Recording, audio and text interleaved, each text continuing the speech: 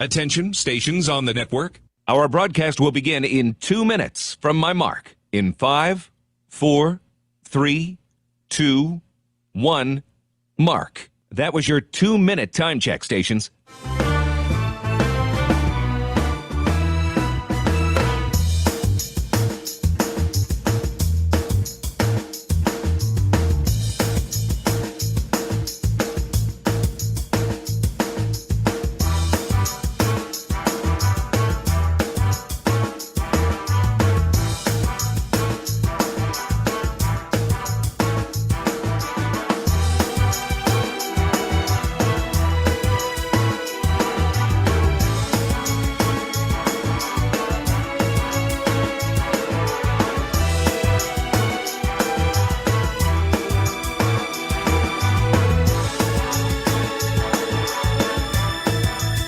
Attention, stations on the network. Our broadcast will begin in 1 minute from my mark. In 5, 4, 3, 2, 1, mark. That was your 1 minute time check, stations.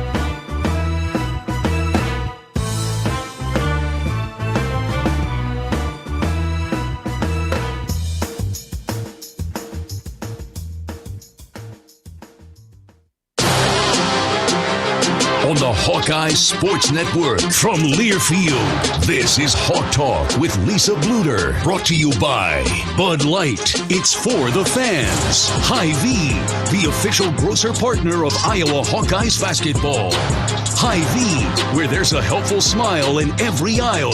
By the Iowa Governor's Traffic Safety Bureau, who reminds you to click it or ticket day or night. By University of Iowa Healthcare, changing medicine, changing lives. U.S. Bank, life keeps moving. We're here for every step. U.S. Bank, member FDIC. And by Authentic Brand. Look authentic, feel authentic, be authentic. Get your game day gear online at authentic-brand.com.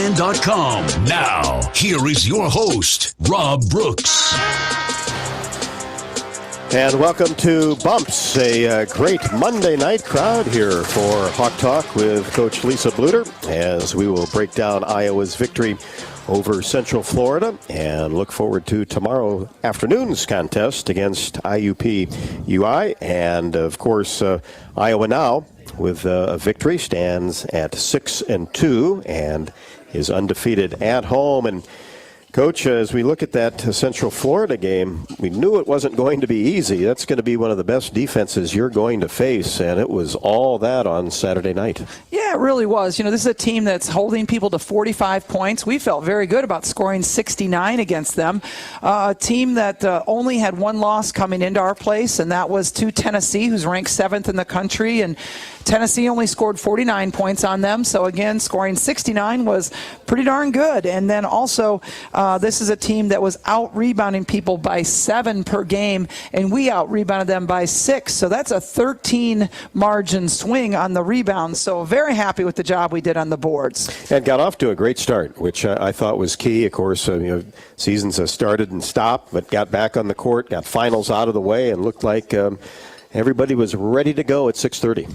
Yeah, we had a lot of turnovers to begin this game, which I wasn't happy about. But at the same time, I thought we settled down after that first, 5 minutes of the game and kind of got used to that defense. That defense is hard to emulate with your gray squad. You know, we show them film. We try to tell them what it's like. But until you actually see it out there, it's just a whole nother thing. And that's something that they really hang their hat on, is that quarter court defense. And they force a lot of turnovers. I mean, they average average, forcing 20 turnovers a game. I was quite happy that we, forced them into 20 turnovers. I thought that was very good on our part. But I thought, especially that third quarter, we really settled down and got the ball to high post, and that's really how you have to beat that zone defense, is getting it high post, low post. A lot of people don't get their centers involved. And again, we got Monica, 8 for 11 shooting, 73% she shot. Once we got her involved in the offense, things clicked a whole lot better. Yeah, you mentioned that third quarter, 25-12, outscore the Knights. And as you mentioned, Monica was a big reason why. She got a lot of touches in that quarter as well. She did, and got a lot of really high percentage looks, obviously shooting 73%. That's above her 64% average, which is quite amazing on its own. But, we really need to get that ball in the high post. And again, we just needed to settle down and be able to take our time and look for it. Use some ball fakes, get in triple threat position. They're tall, and they're hard to pass around. And finally, we got it figured out. Seemed like they trapped very well, too. It seemed like you were open, and then all of a sudden a double team comes, collapses, and that just is tough to get into a flow offensively. Yeah, against this team, it is very difficult to get into flow, and that's what we really were trying to emphasize, also pushing the ball and having the chance to get down the floor before they had time to set up in that zone defense. So, again, they're not a great offensive team, but they're a great defensive team, ranked in the top 10 in the country in so many of those categories.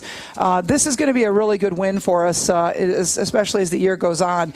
They were only one below us in the net rankings, and so that's going to be a very, very good win for us and help us with that net ranking. Caitlin Clark had 21. Monica Sedano, we've talked about, had 19. As you mentioned, Coach, on that 8 of 11 from the floor. And then McKenna Warnock, not sure she's getting enough credit the way she is playing, with 13 points, 7 rebounds, and also had 7 assists. I think playing terrific basketball. She really is. Her adjusted field goal percentage was 55% for the night. Had 2 offensive rebounds for us, and like you said, led our team with 7 assists. So very good job. And I agree with you. I think McKenna is taking on every challenge that we give her, and she has really stepped up her defense this year. And sometimes those things don't get noticed as much. And I think McKenna boxing out very well, just defending anybody, whether it's on the perimeter or on the block, sometimes being asked to trap and doing a good job of just being in the moment on defense. And we talked about the defense for UCF, but I think you also mentioned and talked about it on the postgame show, the fact that your defense was really good, and I think continues to get better. Yeah, we held them to 37% shooting. They're only averaging about 39, but still it's better than what they have been averaging. So I was happy with that. And again, the rebounding, very happy with, how we're finishing out the defensive end, because this is a very good rebounding team. And nice to get back to the free throw line. I know that you like that percentage to be a little bit higher. It's a very good free throw shooting team, but get there 24 times. Yeah, we did get to the line a lot, which was terrific, but 71%, not up to our standards. We're usually in that mid-80s, and that's where we like to be. So kind of disappointed in that, but Tommy was a perfect 2 for 2 from the free throw line, and so was Gabby Marshall. She was also a perfect 2 for 2 from the free throw line. Caitlin drew 10 fouls in this game. Got to the free throw line 11 times, made 8 of them. I know she's disappointed about that. There's a kid that I left Carver about 10:30 that night after we got done preparing for our IUPUI game and getting ready for practice the next morning. I was leaving at 10:30. I went in the practice gym to turn off the lights, and there she was shooting. So, that's why she's who she is, though. Yeah, and I think going back to the beginning of the game, she did knock down some threes, which was a good thing. And then it was funny, on one of her missed free throws, it looked like it was going in, and then she was just kind of stunned and looked at, how did that not go in? Everything looked perfect. That's what you like about a shooter, right? Like when they're shocked it didn't go in, and that's the shooter's mentality. But you're right, she got off to a good shooting start, and she's struggling shooting the 3 ball. She's just not shooting quite up to her potential. But something, I know it will happen. I have complete faith in her. It's just a matter of time, and I thought she took less hard ones in this game.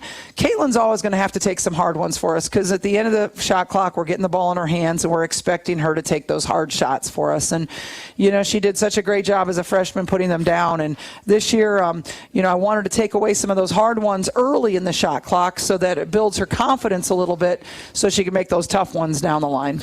What makes her such a great rebounder, too? It seems like it's going to be a double-double all the time, but 11 boards, and boy, she's just always around that basketball.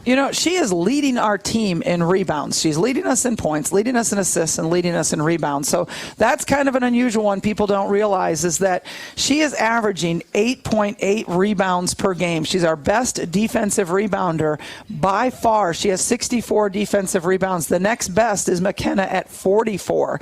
So, she's, again, leading us at 8.8 rebounds. Really proud of her as far as just, finishing the defense and boxing out.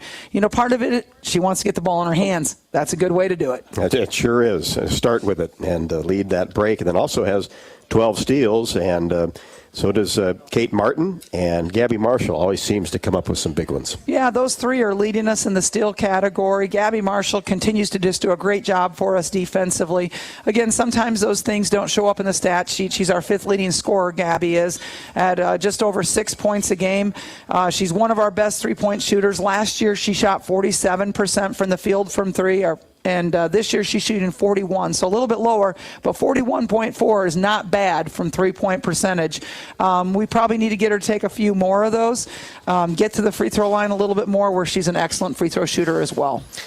How about the bench? I thought Kylie Feuerbach came on, especially in the third and fourth quarter, knocked down a shot and had a couple of very nice assists. She did. Her adjusted field goal percentage, 75%. Kylie played 13 minutes in this game. We also had Tommy coming in and playing almost 18 minutes a game. So, those two are giving us some really good minutes off the bench. Addie O'Grady's giving us some good minutes off the bench.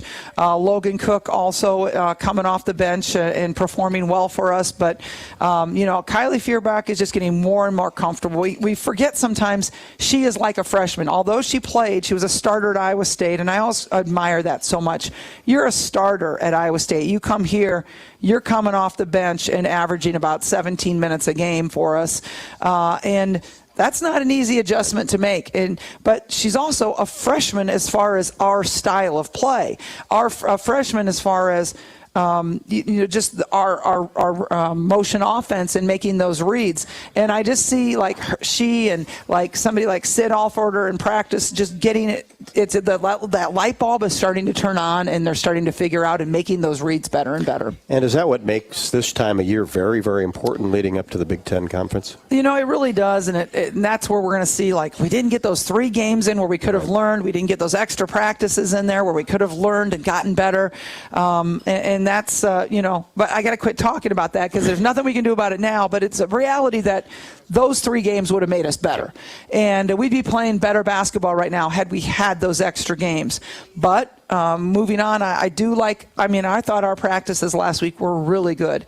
And I think Central Florida has a way of making people really lose ugly. So I'd rather win ugly than lose ugly, and we did that against a really good UCF team. Now we're going to play a team tomorrow that has a completely different style, almost all player-to-player defense, back to 1 good center and really 4 good three-point shooters surrounding her. So they're a little bit harder to defend than UCF, but it's going to be more the style of what we're going to see moving forward. We won't really see a defense like UCF showed us, except for Northwestern. That's the closest person I could say plays like that in our league is Northwestern. And you've tried to replace those 3 games, worked hard at it. We have. I really thought, maybe IUPUI would come in a day early and we could play them in back-to-back days. I thought they had a cancellation too. They're down games. They're only 6-2 as well, and so they need games as well. And I thought, gosh, it's 1 scout for both teams, and it's easy. They're here. It's just 1 more night, but they declined. We reached out to Drake because we both had a December 27th free date, but they declined as well because we lost that game with them. So, but we can try. We can try to get the games back because it is going to hurt our net not having those games at the end of the year. It didn't count as losses. It counted as not, games not played, but not having W's hurts you. And so we really would have liked to have played a few more games. Now going forward in the Big Ten, if you don't play a game because of COVID, it will count as a loss against you. And so that's a little different where these games were games not played. Moving forward, there'll be losses. So is that a Big Ten rule then? That is all a Big Ten conferences rule. are kind of doing their own thing? All conferences are doing things. That's the Big Ten conference policy. The Big Ten is not going to try to reschedule the games, and it's very hard to reschedule games when you don't have a whole lot of buys within the Big Ten season. So I understand that, so that's why they're just going to go with calling it a loss. Well, remember that from last year, trying to fit games in. That was difficult to do. Yes, it was. I even saw a coach today tweeted out, hey, come on to Vegas. Yeah, he lost a game. It was Texas, and then San Diego showed up and played it. And I really credit Cindy Fisher's the coach at San Diego, that she said, I'm going to come in there and get on ESPN. And she played them well with the first half. They did end up losing in double digits, but, why not, right? I mean, we're trying all kinds of things to get these games in, and I think we're going to see more and more of it as it goes on. It's unfortunately seems to be trending that way in all sports. You look at the college landscape, the professional landscape right now, and moving games in the NFL, and there's been a lot of cancellations. Unfortunately, we're kind of hit that at this time of year. Yeah. Hopefully not for the Hawkeyes anymore. We've done. Maybe it's a good thing Hopefully we're through. done, Maybe we're done with that. Yeah, we're done. Hopefully. No doubt about that. Well, we'll continue to talk Iowa women's basketball, a game tomorrow afternoon at 2 o'clock against IUPUI. So we want to make sure that you get your Christmas shopping done and come on out to see some basketball inside Carver Hawkeye Arena. IUPUI, the Jaguars tomorrow, and the Iowa Hawkeyes. And then it's all Big Ten play from that point on. Dodge Street Tire and Auto, locally owned and operated, has been voted best of the area for the 9th consecutive year. Proudly supports Iowa women's basketball. Visit Dodge Street Tire for all of your automotive needs, including the best deals on Goodyear and Toyo tires. Dodge Street Tire and Auto, celebrating 29 good years on the corner of Dodge and Church Streets. This is Hawk Talk, and we want to hear from you. If you have a question in our great venue here at Bumps, come on up, and we'll get it on the air. And if you're out there listening, it's 1-877-464-2957, 1-877-GO-HAWKS. And we'll be right back to Hawk Talk with Lisa Bluder, presented by Oaknall. It continues after this on the Hawkeye Radio Network from Learfield. In Iowa, we grow corn, a lot of corn. We love seeing our farmers in the fields, and although they're perfect strangers, we know them. We know them by their equipment covered in dust. We know them by their work ethic, where days off don't exist. We know them by the way they wave, passing strangers alike on a 2-lane road. We know them in the midst of our kitchen as we prepare another family meal. In Iowa, we grow corn, but the truth is, corn grows Iowa. The Iowa corn farmers are proud to be on the sidelines for the Iowa Hawkeyes. Get your ice cold Bud Light seltzer here. Even though you can't go to the game, doesn't mean the game can't be brought to you now here. Just go to budlight.com/delivery. That's budlight.com/delivery. Give me 2 mangoes. Coming at you. It's a little short. Ow. Sorry. You know what? I'm just going to walk them over to you. Whenever there's a game to watch, there's a Bud Light there. Enjoy responsibly. Anheuser-Busch, Bud Light Beer, and Bud Light Seltzer. IRC Beer in Texas, St. Louis, Missouri. Check out Bumps Restaurant, located on Melrose Avenue in Iowa City, inside the new Nagel Family Clubhouse at Finkbine Golf Course. We use fresh whole ingredients and scratch cooking in all of our dishes. Come enjoy a blackberry avocado salad, our famous pork tenderloin, or maybe our signature Kinnick burger with a side of our fresh hand-cut french fries. And don't forget to try our legendary Mary and handcrafted cocktails. Reservations are encouraged. Make yours today by calling 319-335-9662. Bumps Restaurant, legendary man, legendary food. When you set up a savings goal with U.S. Bank, it grows with you. There's no limit to what you can crochet. Can do. Doesn't have to be crocheting, but it totally could be. Like the headphones you're listening to this ad with, you could totally crochet those. There's no telling where your savings goal will take you. Maybe you'll save enough for yarn to crochet your house or the whole town. Oh, right. Doesn't have to be crochet related. Set up savings goals on the U.S. Bank mobile app, even for the wildest of dreams. U.S. Bank. We'll get there together. Equal housing lender, member FDIC. Are you looking to downsize from your family home to begin your retirement years? Our Oak Knoll East campus is for you. I'm Steve Rowe, Executive Director at Oak Knoll. Our new campus has many unique amenities for your active lifestyle, in addition to providing the same great services that Oak Knoll has offered our residents for over 50 years. We're now open and have a few two-bedroom apartments still available. Call me at 319-351-1720 or visit oakknoll.com to set up your personal tour. Go Hawks! After a cancer diagnosis, it's natural to want to start treatment right away. But first, get a second opinion from a team that specializes in your cancer. I'm Dr. George Weiner, Director of University of Iowa Holden Comprehensive Cancer Center. Before you start treatment, you deserve to be confident you have the right diagnosis and know every option available to you. So whether it's with us or somewhere else, get a second opinion. It can change your care and your life.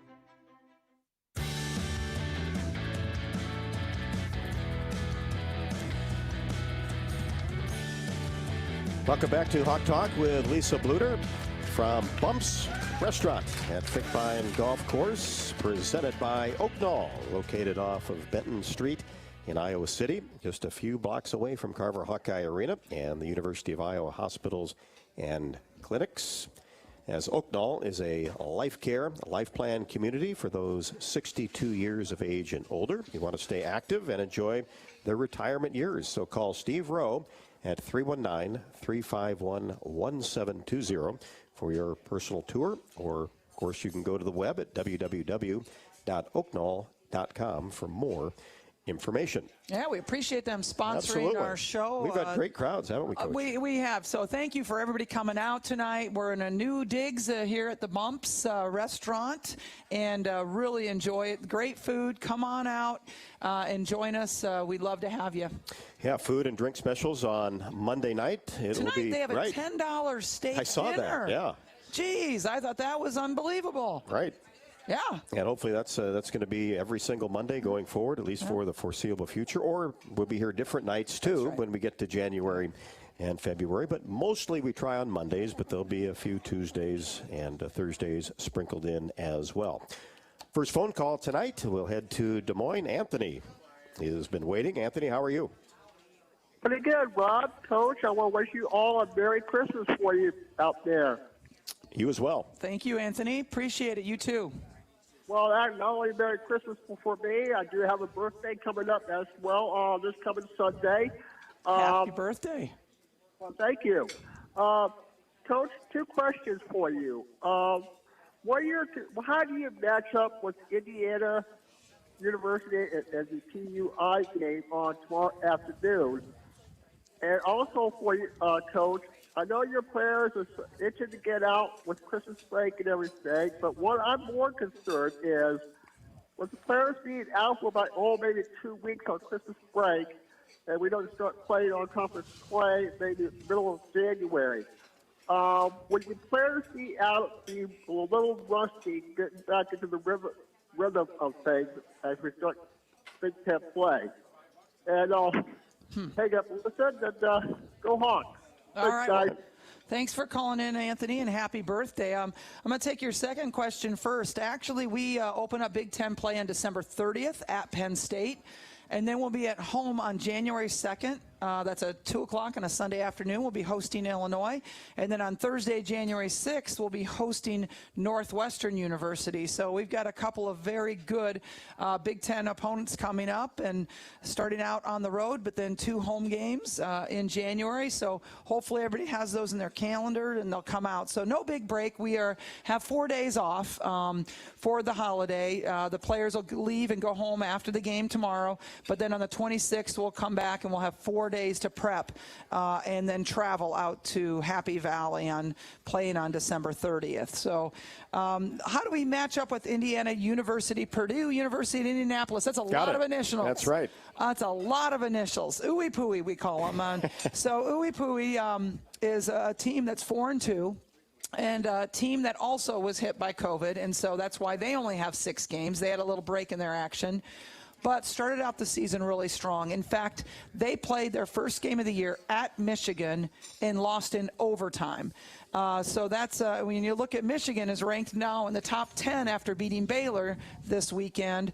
That is not a bad loss and actually a very good effort at Michigan to lose in overtime. So then they haven't played as good of competition really since that point. So knowing how strong they are, it's really hard to judge. I'm looking at just that Michigan game and knowing how good Michigan is. And so I think we're going to have a good IUPUI team come in.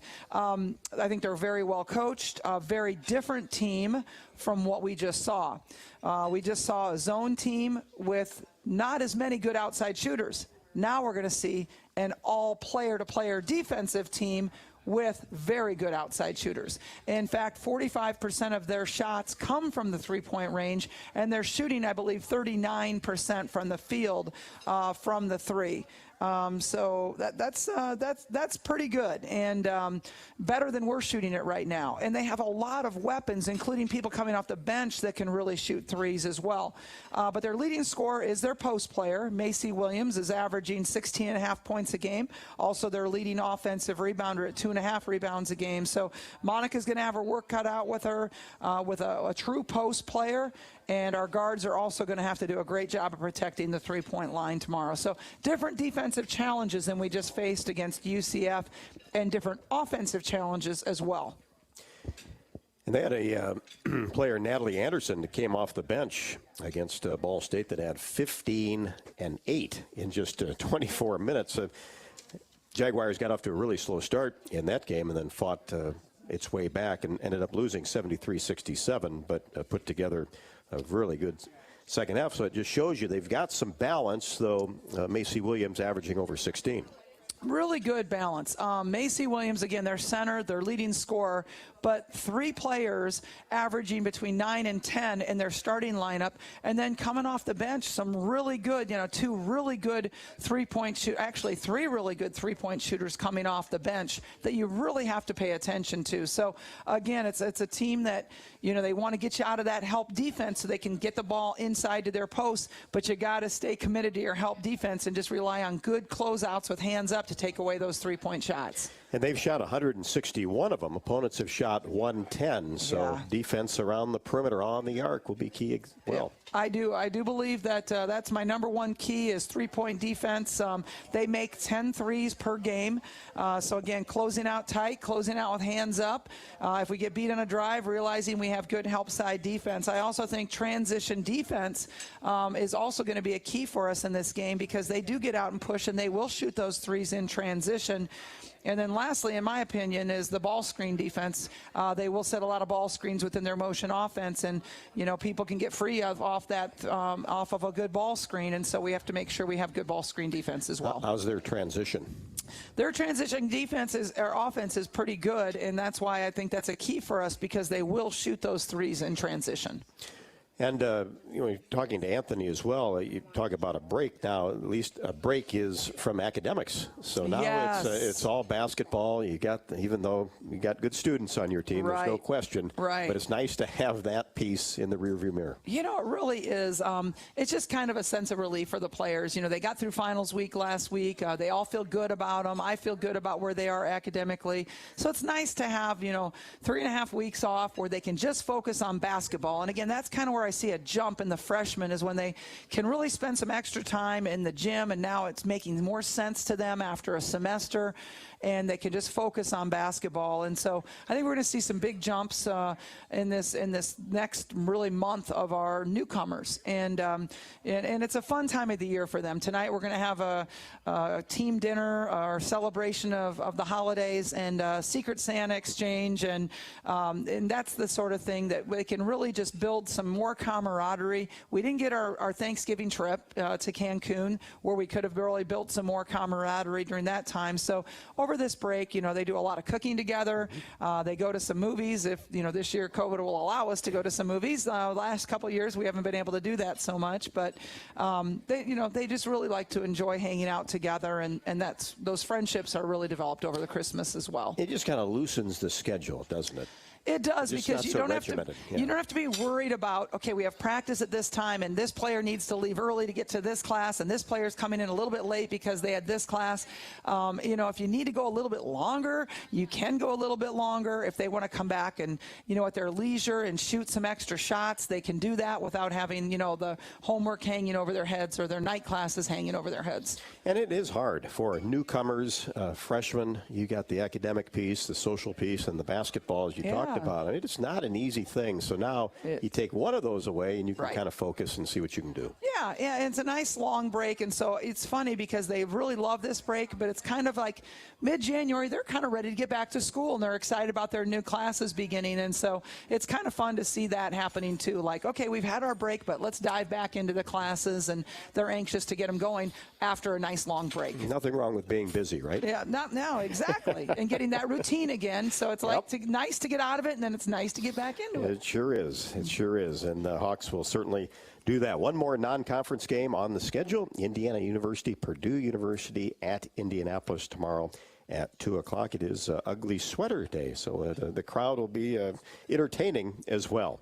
Here in Iowa, we grow corn, but the truth is corn grows Iowa. Corn is a multi-purpose crop which benefits the entire state. It feeds our livestock, nourishes our families, and provides clean-burning fuel for our planet. Thank you, as always, to Iowa's corn farmers.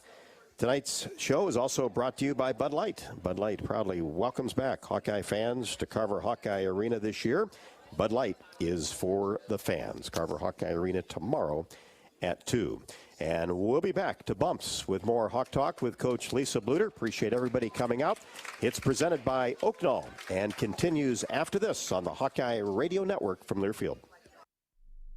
A sense of pride that comes from the life of a farmer. How many people can say they have a famous tan named after them, or be known for their wave when they drive past neighbors and strangers alike on a 2-lane road? Whether it's a farmer's tan or the farmer's wave, we are proud to be known for a lot of things. We feel that pride every night at the dinner table, knowing we feed our family and yours. Iowa Corn is proud to be on the sidelines cheering on the Iowa Hawkeyes. In Iowa, we grow corn, but the truth is, corn grows Iowa.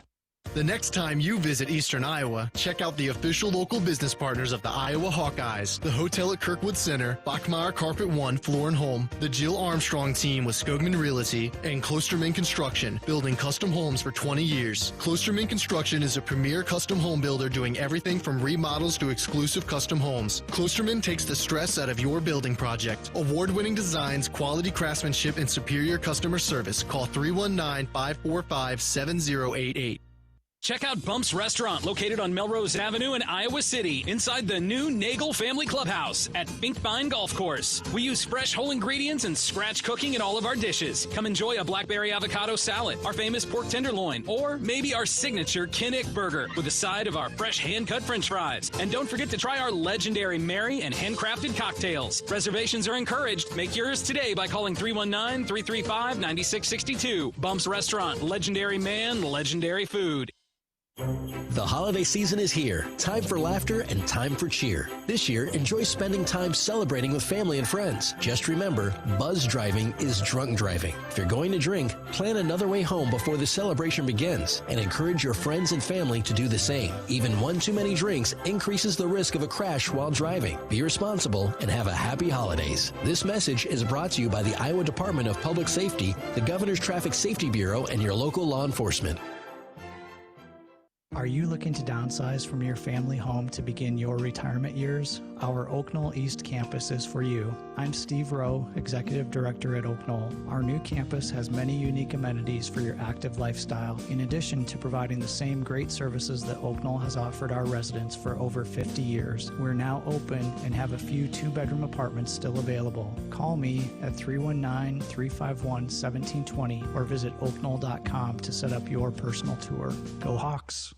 Oh, you know that old injury of yours? The one in your knee or maybe back? Instead of going to the doctor and then doing physical therapy, why not start with therapy first? Athletico Physical Therapy is changing the whole healing process around. Their physical therapists will find the source of your pain and help fix it. Start with them and start living pain-free. Just like that. It all starts with Athletico Physical Therapy. Schedule your free assessment at athletico.com. No prescription needed. Proud partner of the Iowa Hawkeyes.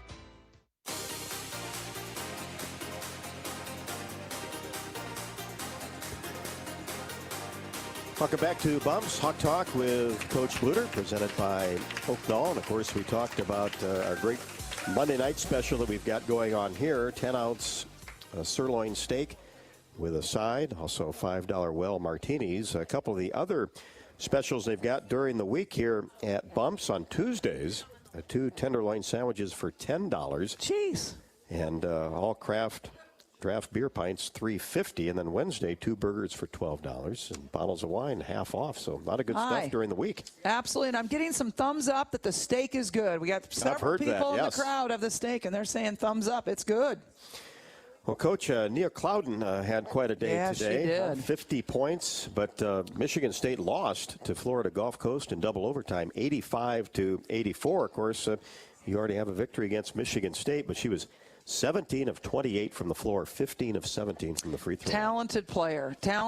It's tough to score 50 and lose, isn't it? I mean, you always want to have that kind of memory with a win. No doubt about that. As we take a look at some of the other games before Big Ten play really gets going after the holiday, Maryland and Coppin State tomorrow. Michigan State is playing in a tournament down in Florida, so they'll take on West Virginia. Purdue will play North Alabama. Ohio State, 24th in the country, will face San Diego State. Indiana, number 8, takes on Wright State, and Oregon and Northwestern. And, of course, Hawks ranked in the top 15 in this country, so that's something to build upon. Not a big deal right now. Obviously, that means more later on, but still nice recognition. Absolutely, and it's good for recruiting. It's good for fan support, and really at the end of the year, we'd love to be in that top 16 seeds, because the top 16 seeds in women's basketball, different than in men's basketball, get to host the first and second rounds of the NCAA tournament. And the last time we did that, we not only won, we advanced to the Elite Eight that year. That was Megan Gustafson's senior year, but we broke the all-time NCAA record for women's basketball attendance of the first and second rounds with over 23,000 people in those games. So it was amazing. It was an amazing atmosphere, and so we want to do it again. So our goal at the end of the year is not only to get to this get to the championship game of the Big Ten, but also to host that NCAA tournament. Yeah, one of the more memorable weekends for basketball, for sure. Yeah. And then really, I think the following year was primed to do it again. We were primed to do it again. No NCAA tournament. Yeah, we would have been a top 16 seed that year as well. You know, it was Kathleen Doyle's senior year. She was the Big Ten Player of the Year that year, and unfortunately, that's when it was all called off that year, and so unfortunate. But still, I had a Sweet 16 run in a different type of NCAA tournament last year. It's certainly welcome to get back to the way we expect it to be. You know, but I didn't mind last year, to be quite honest. I really am hoping that someday the women's basketball tournament is attended well enough that it can stand on its own in neutral courts. I think that a national championship should be played on neutral courts. I don't think anybody should have the advantage of playing on their home court, although I love it when we get it.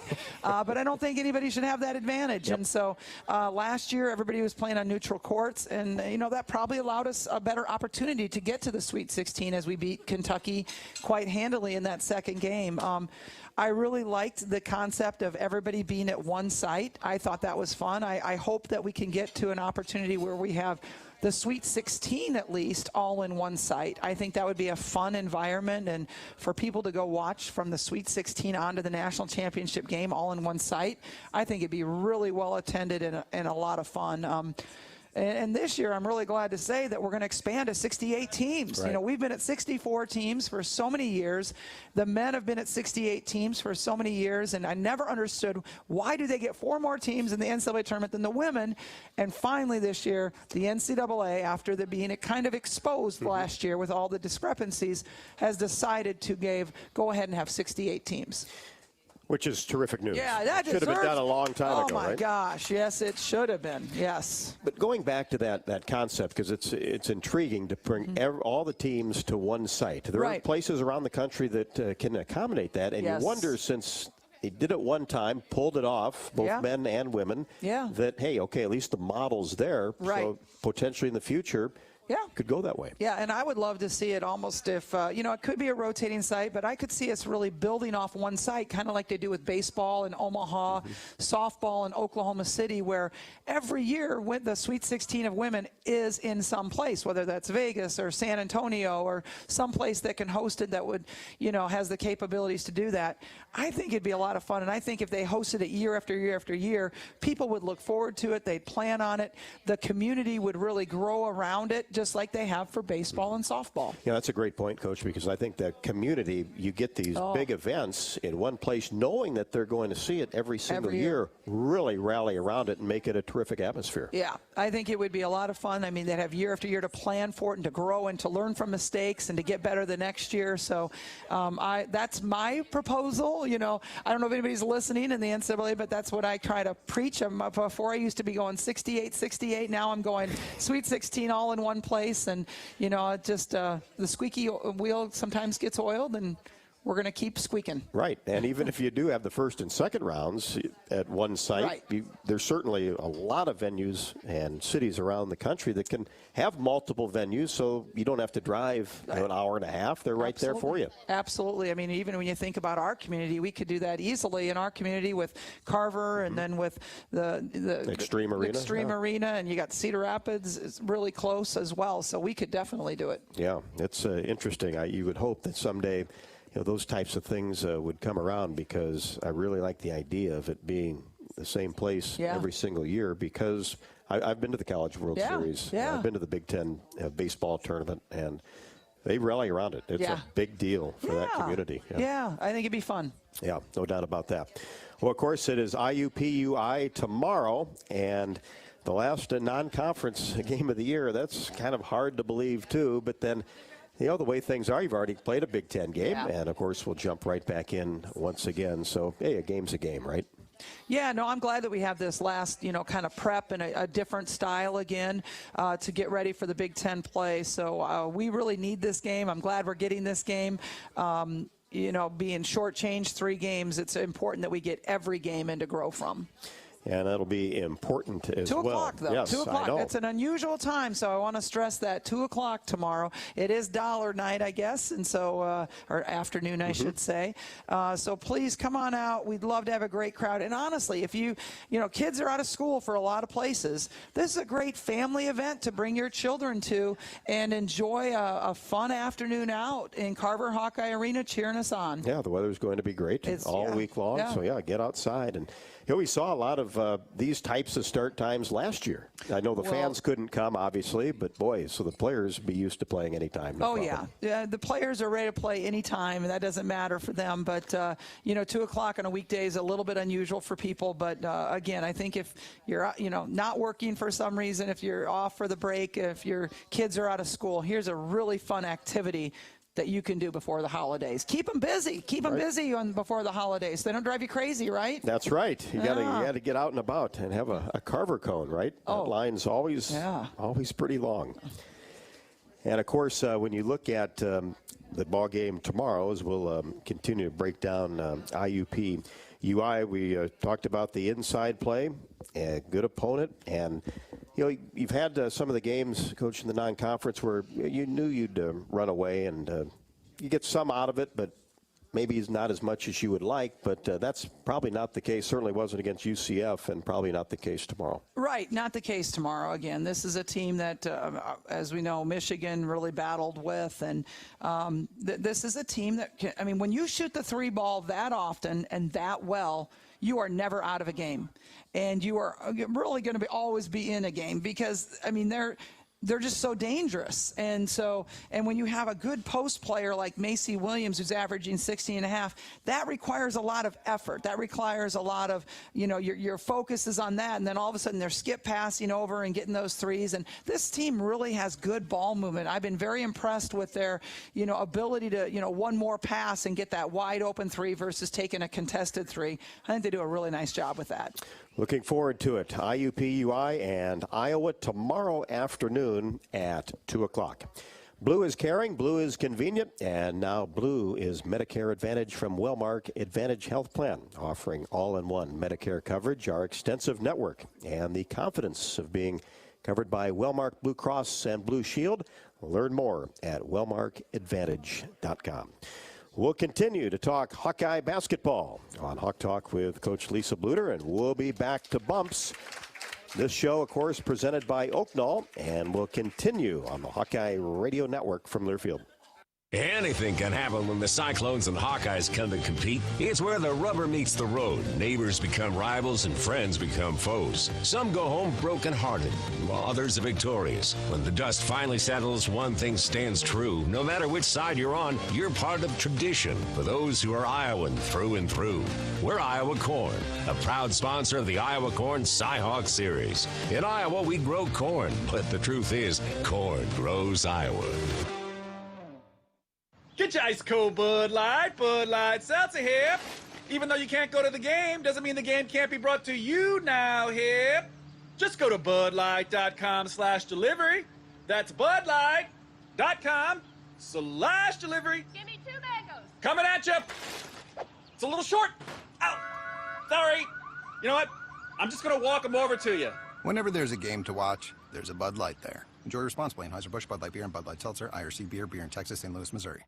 Check out Bump's Restaurant, located on Melrose Avenue in Iowa City, inside the new Nagel Family Clubhouse at Finkbine Golf Course. We use fresh whole ingredients and scratch cooking in all of our dishes. Come enjoy a blackberry avocado salad, our famous pork tenderloin, or maybe our signature Kinnick burger with a side of our fresh hand-cut french fries. And don't forget to try our legendary Mary and handcrafted cocktails. Reservations are encouraged. Make yours today by calling 319-335-9662. Bump's Restaurant, legendary man, legendary food. Get your free COVID-19 vaccine at Hy-Vee. Go to Hy-Vee.com/mypharmacy to schedule an appointment. That's right, just go online and reserve your time. Getting your vaccine has never been easier. This is your shot to help protect yourself and your loved ones from the COVID-19 virus. Just go online to Hy-Vee.com/mypharmacy and schedule your COVID-19 vaccine. Don't delay. Make your appointment now. The holiday season is here. Time for laughter and time for cheer. This year, enjoy spending time celebrating with family and friends. Just remember, buzz driving is drunk driving. If you're going to drink, plan another way home before the celebration begins and encourage your friends and family to do the same. Even one too many drinks increases the risk of a crash while driving. Be responsible and have a happy holidays. This message is brought to you by the Iowa Department of Public Safety, the Governor's Traffic Safety Bureau, and your local law enforcement. Get ready to rock into 2022 at Riverside Casino and Golf Resort. Earn entries in December for your chance to win one of 2 brand new Honda CR-Vs. Grand prize drawings will be held on New Year's Eve and New Year's Day. On New Year's Eve night, America's premier classic rock tribute band, Arch Allies, will perform in the newly remodeled Events Center. Tickets are on sale now at riversidecasinoandresort.com.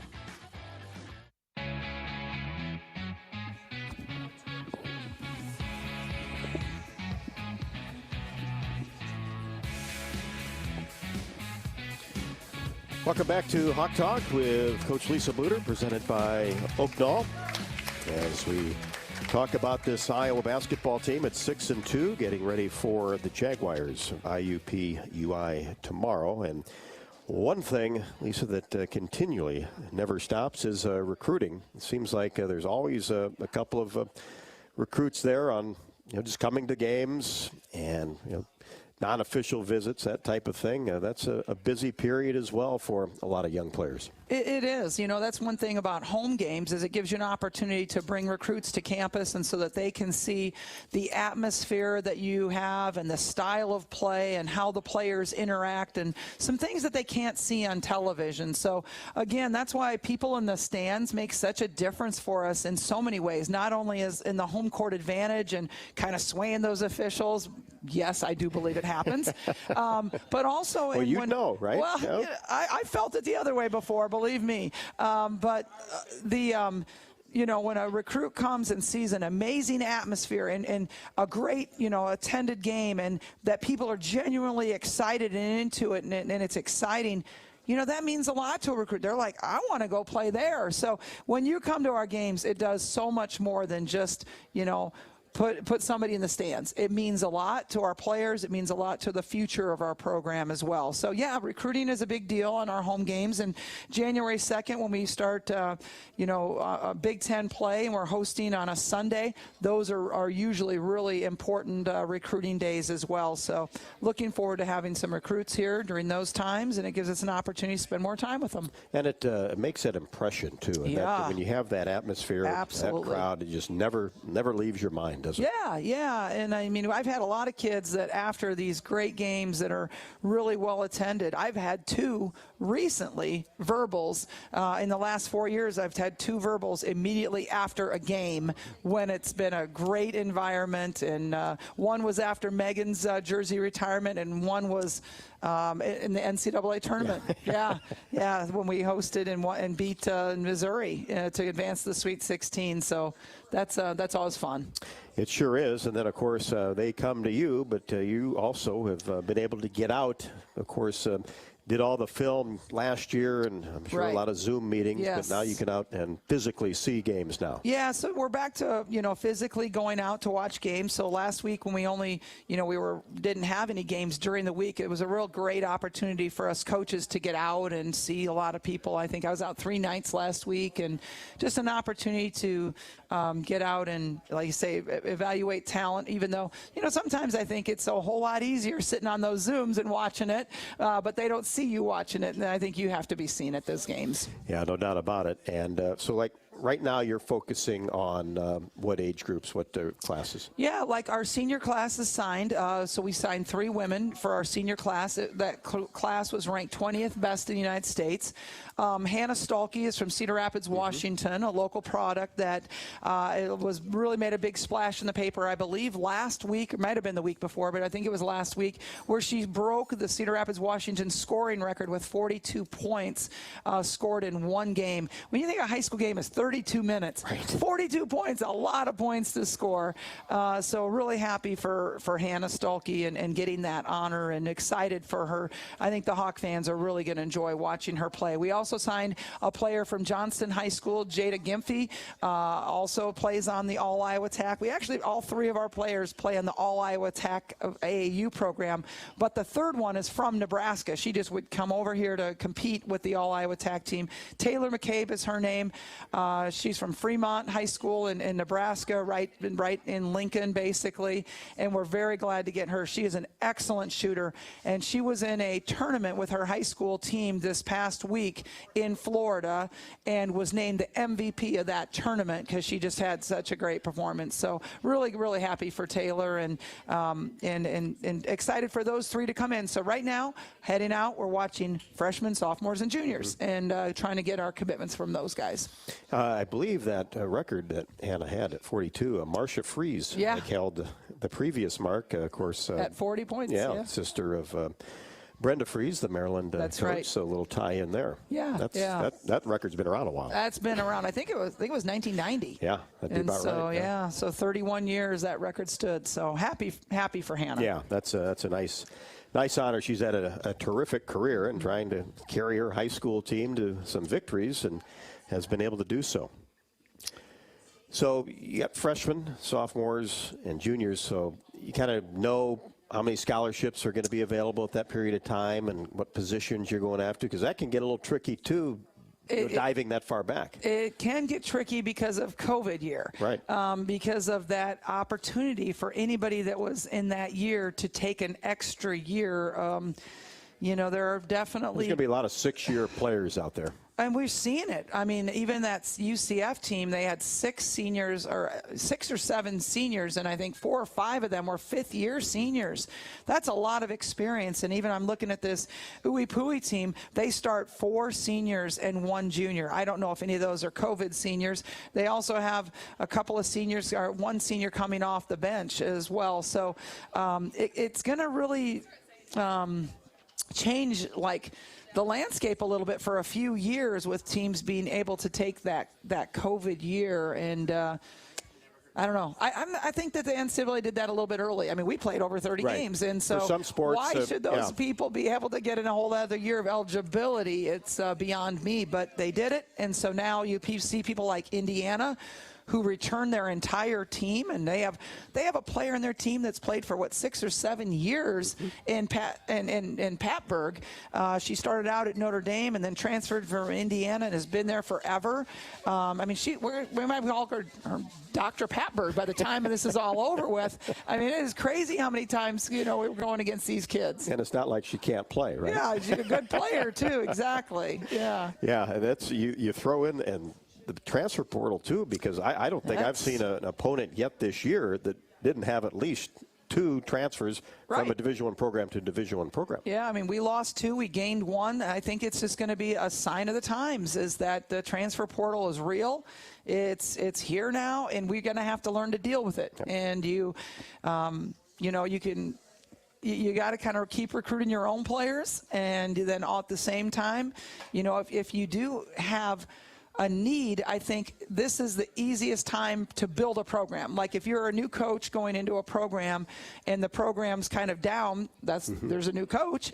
It's an easiest time right now is to be able to use that transfer portal to your advantage and really build a program quickly. And at some places around the country, they don't give you a lot of time. It might be something you have to do, you're forced to do. Yeah, sometimes we don't have the scholarships to offer them to stay an extra year, and so then as a coach sometimes you have to make choices, and that's really kind of difficult and awkward. Like, yeah, you can get your COVID year, but sorry, you guys can't, so if you want it, you got to go somewhere else and take it.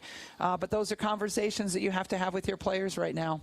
Changing landscape, of course, and IUPUI and Iowa tomorrow at 2 o'clock, and we'll be back to wrap up Hawk Talk with Coach Bluder, presented by Oaknall, as it continues after this on the Hawkeye Radio Network from Learfield. When you set up a savings goal with U.S. Bank, it grows with you. There's no limit to what you can crochet. Can do. Doesn't have to be crocheting, but it totally could be. Like the headphones you're listening to this ad with, you could totally crochet those. There's no telling where your savings goal will take you. Maybe you'll save enough for yarn to crochet your house or the whole town. Oh, right. Doesn't have to be crochet related. Set up savings goals on the U.S. Bank mobile app, even for the wildest of dreams. U.S. Bank. We'll get there together. Equal housing lender, member FDIC.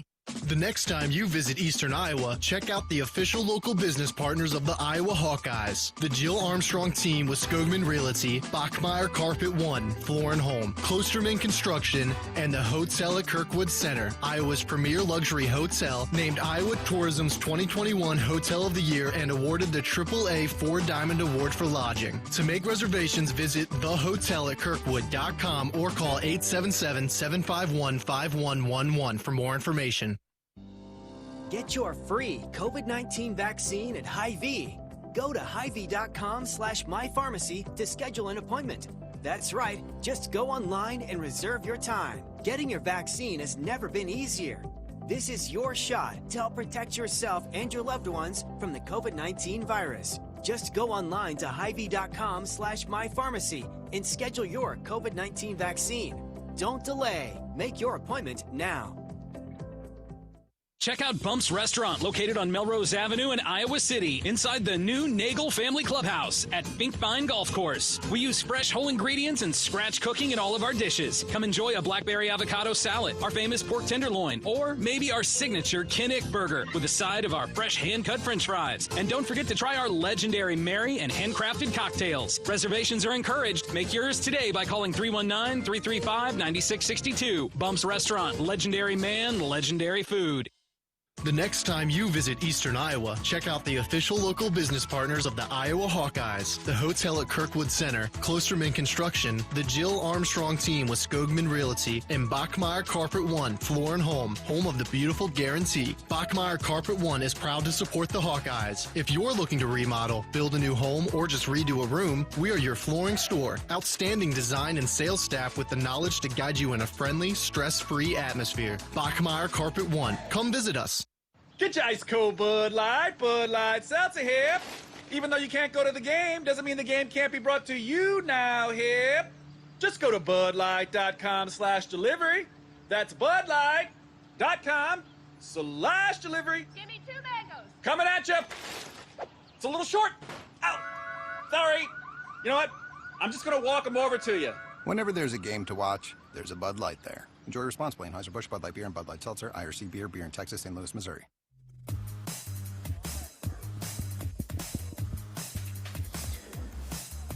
Final couple minutes with Coach Bluder on Hawk Talk. And, of course, spend great years at the University of Iowa and make your retirement years even better by coming home to Oaknall and the land of the Hawkeyes. Oaknall is a not-for-profit life care life plan community and has been part of the Iowa City community for over 55 years. And it is a community that offers residents an innovative, appealing lifestyle choice. And give yourself a gift, and also your children, the gift of life care and financial security. Oaknall, of course, is our proud sponsor of Hawk Talk with Coach Bluder right here at Bumps.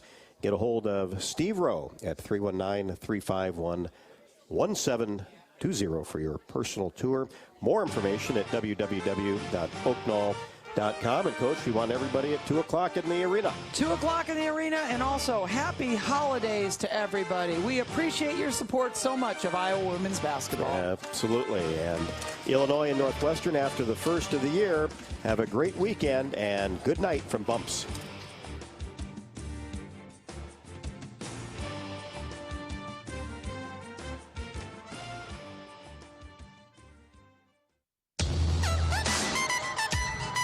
On the Hawkeye Sports Network from Learfield, this has been Hawk Talk with Lisa Bluder. Brought to you by Bud Light. It's for the fans. Hy-Vee, the official grocer partner of Iowa Hawkeyes basketball. Hy-Vee, where there's a helpful smile in every aisle. Governor's Traffic and Safety Bureau by the Iowa Governor's Traffic Safety Bureau, who reminds you to click it or ticket day or night. By University of Iowa Healthcare, changing medicine, changing lives. U.S. Bank, life keeps moving. We're here for every step. U.S. Bank, member FDIC. And by Authentic Brand. Look authentic, feel authentic, be authentic. Get your game day gear online at authentic-brand.com. The preceding has been a Learfield presentation on the Hawkeye Sports Network.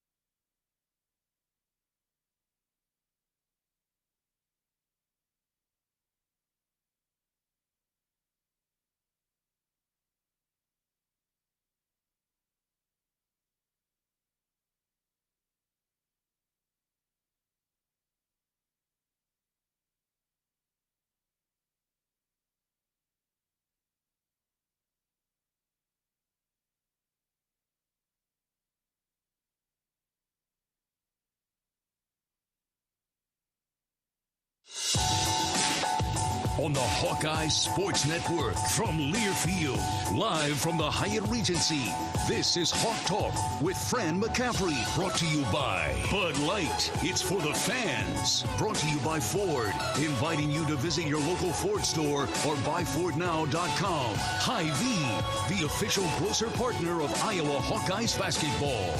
Hy-Vee, where there's a helpful smile in every aisle. U.S. Bank, life keeps moving. We're here for every step.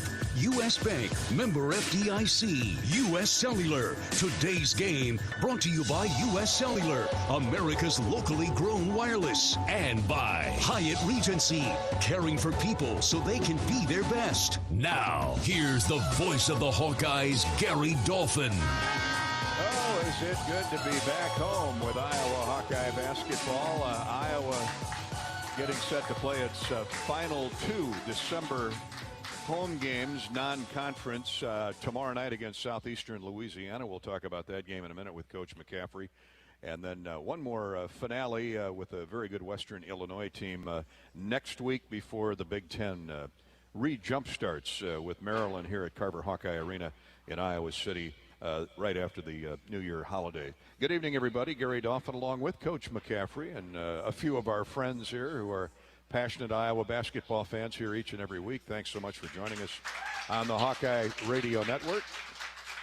We are, of course, inside the warm and cozy Hyatt Regency in the Iowa River Landing. Thanks to Matt and the staff for hosting us each and every Monday night or Tuesday night, depending on when the Hawks play.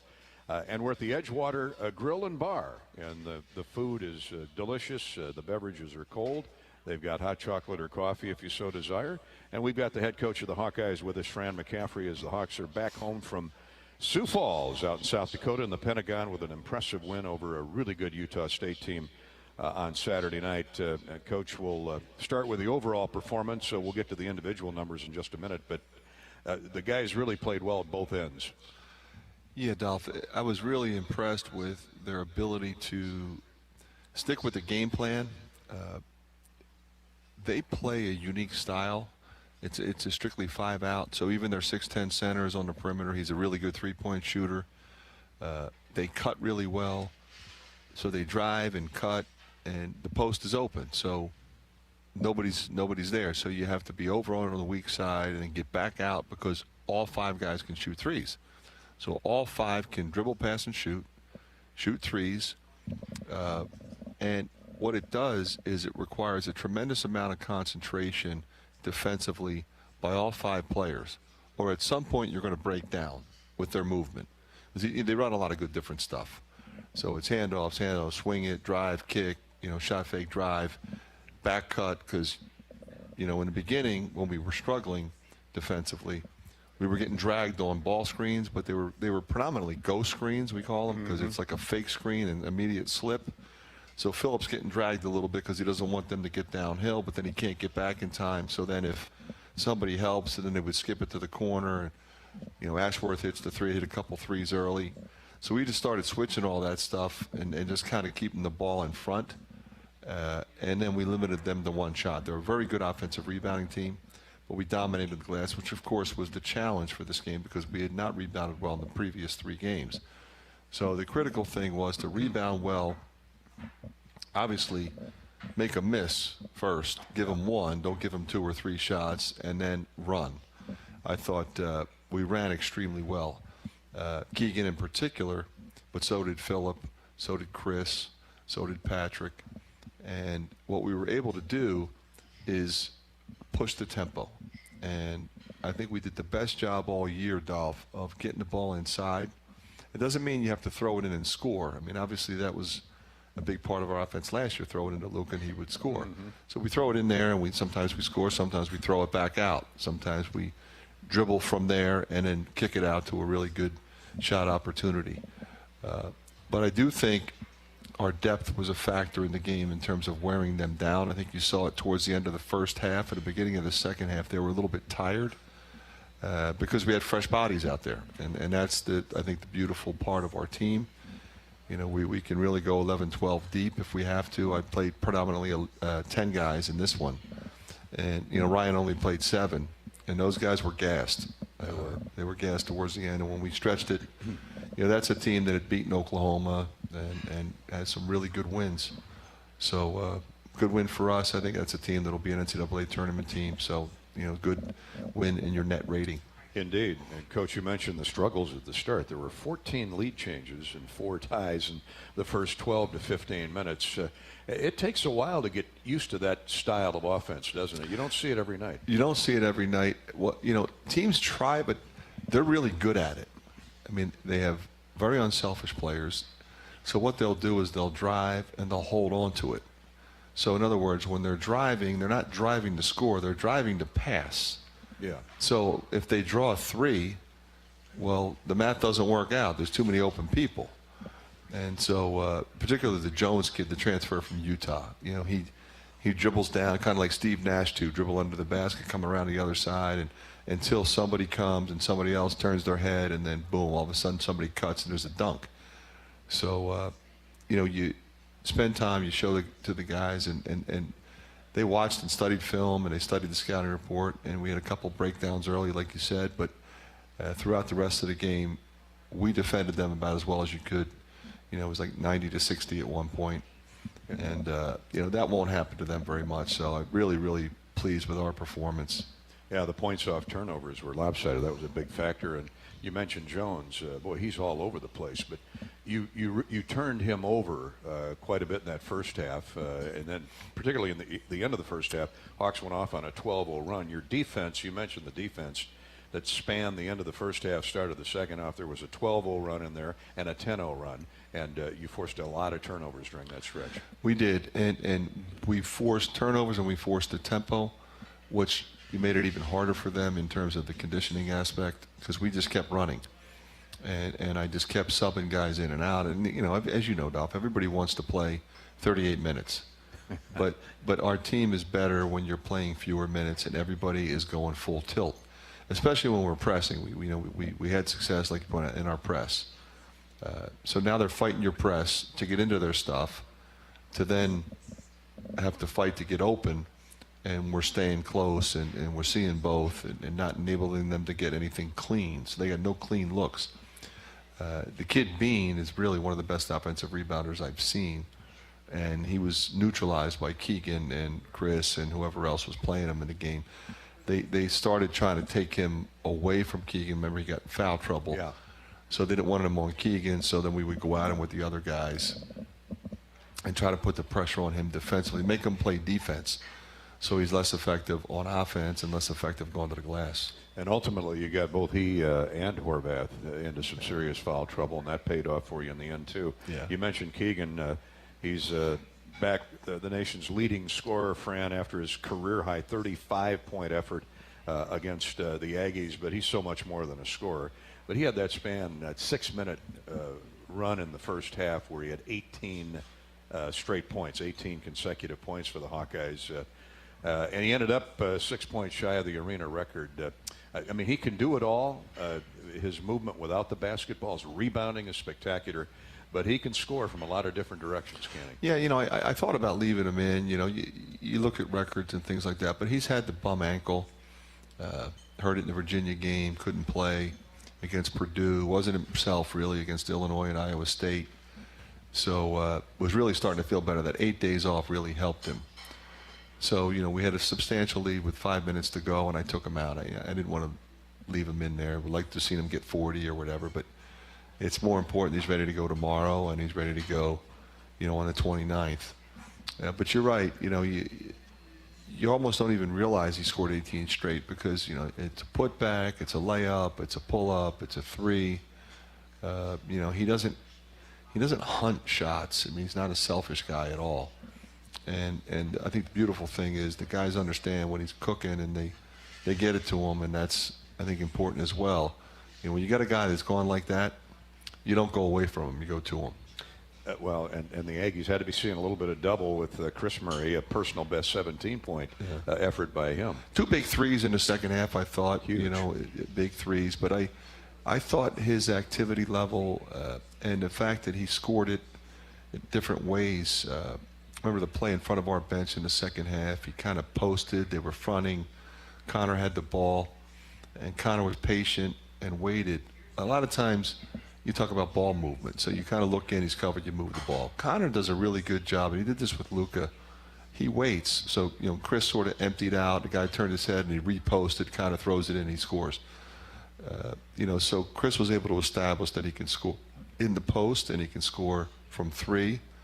He also had the play, remember, where he kind of drove it top to bottom, finished with his left hand. It was a really nice play, which is harder than it looks because they're a team that's going to come and try to draw charges. Mm-hmm. So you got to know, is it a jump stop kick? You know, can I get to the rim before they get there and flop on me?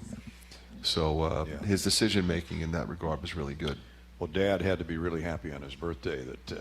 That's a pretty good birthday present, no question. And yeah, for sure.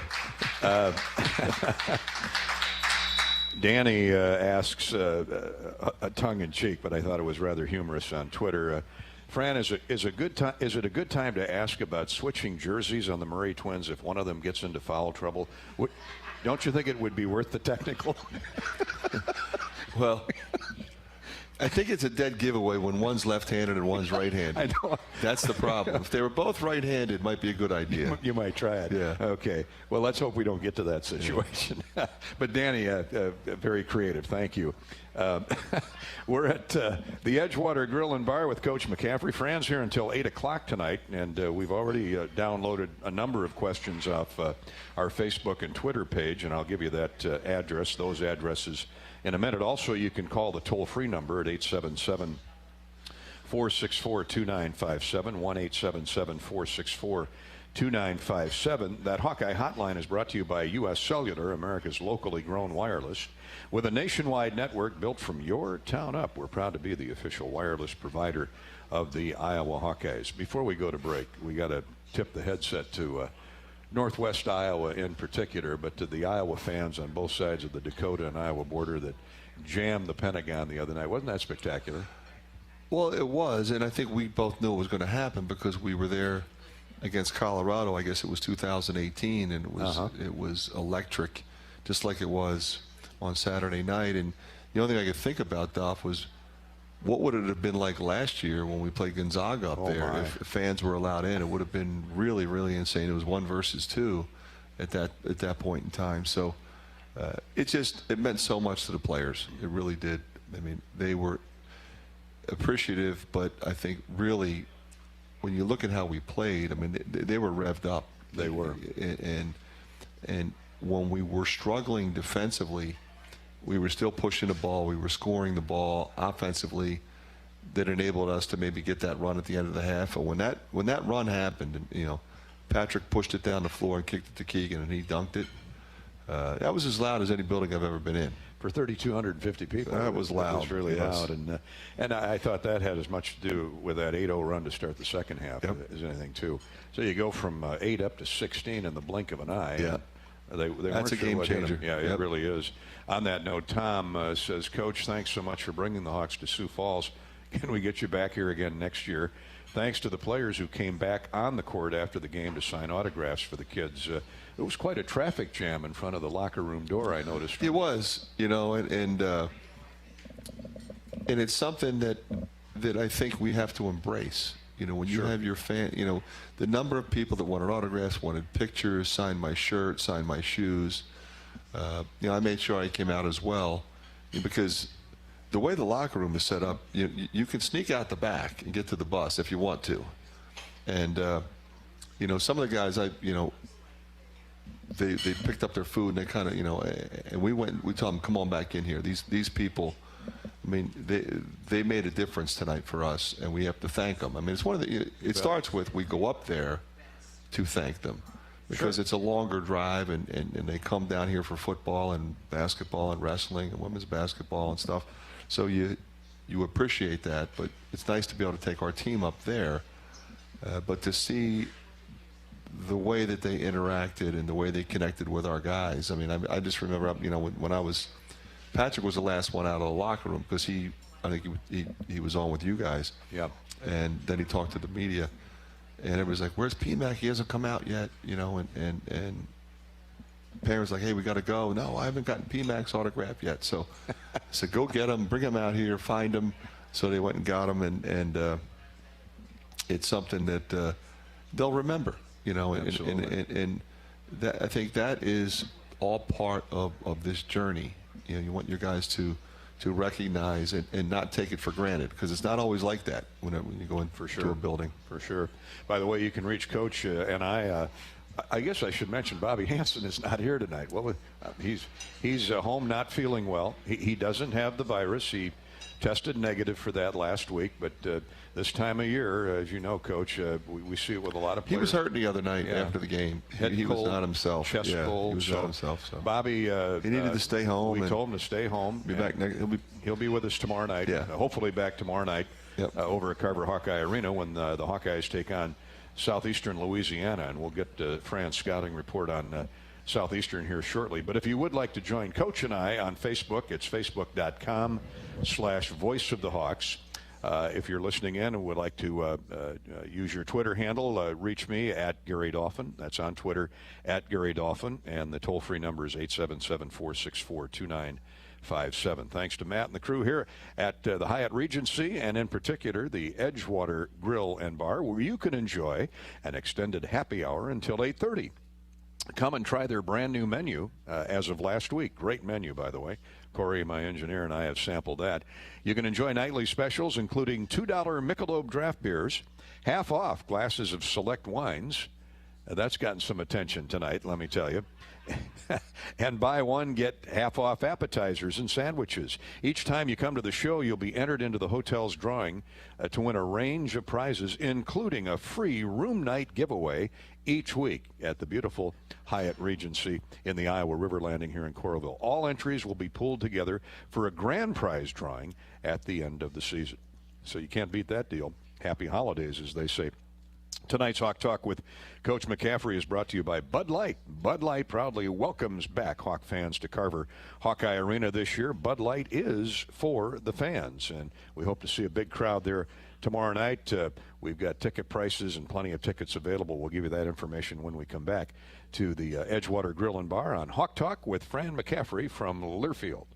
In Iowa, we grow corn, a lot of corn. We love seeing our farmers in the fields, and although they're perfect strangers, we know them. We know them by their equipment covered in dust. We know them by their work ethic, where days off don't exist. We know them by the way they wave, passing strangers alike on a two-lane road. We know them in the midst of our kitchen as we prepare another family meal. In Iowa, we grow corn, but the truth is, corn grows Iowa. The Iowa corn farmers are proud to be on the sidelines for the Iowa Hawkeyes. Get your ice cold Bud Light Seltzer here. Even though you can't go to the game, doesn't mean the game can't be brought to you now here. Just go to budlight.com/delivery. That's budlight.com/delivery. Give me 2 mangoes. Coming at you. It's a little short. Ow. Sorry. You know what? I'm just going to walk them over to you. Whenever there's a game to watch, there's a Bud Light there. Enjoy responsibly. Anheuser-Busch, Bud Light Beer, and Bud Light Seltzer, IRC Beer, beer in Texas, St. Louis, Missouri.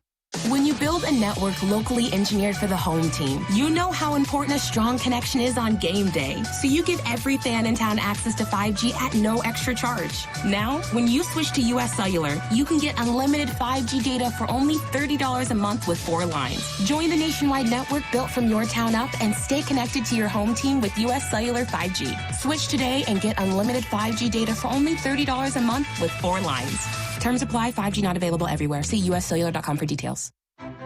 After a cancer diagnosis, it's natural to want to start treatment right away. But first, get a second opinion from a team that specializes in your cancer. I'm Dr. George Weiner, Director of University of Iowa Holden Comprehensive Cancer Center. Before you start treatment, you deserve to be confident you have the right diagnosis and know every option available to you. So whether it's with us or somewhere else, get a second opinion. It can change your care and your life. This is John. Hey, my name is John Jackson. He's not some actor. He's a steward of the land with a John Deere 3 Series tractor and a PTO Quick Connect that hooks up rear implements with a single click. John runs with us because to him, there's nothing more important than connecting with the land. Nothing runs like a Deere. Hear John's story at Deere.com. Stop by your local John Deere dealer for a test drive today or learn more at Deere.com. Your Iowa John Deere dealers, proud sponsors of Hawkeye basketball.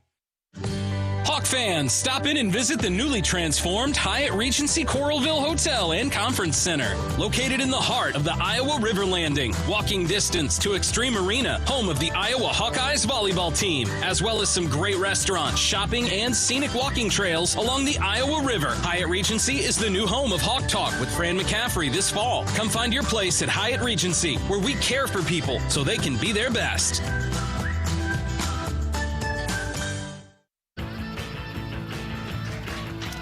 Yeah, whoop it up. Coach McCaffery's here. Hawk Talk with Fran McCaffery. Brought to you by our great Hawkeye Radio Network sponsors like Iowa Corn. Here in Iowa, we grow corn, but the truth is corn grows Iowa. Corn is a multi-purpose crop which benefits the entire state, feeding our livestock, nourishing our families, and providing clean-burning fuel for the planet. Thank you, Iowa's corn farmers. Iowa corn's in more than 4,000 products. Thank you, Iowa Corn and the Iowa Corn Growers Association.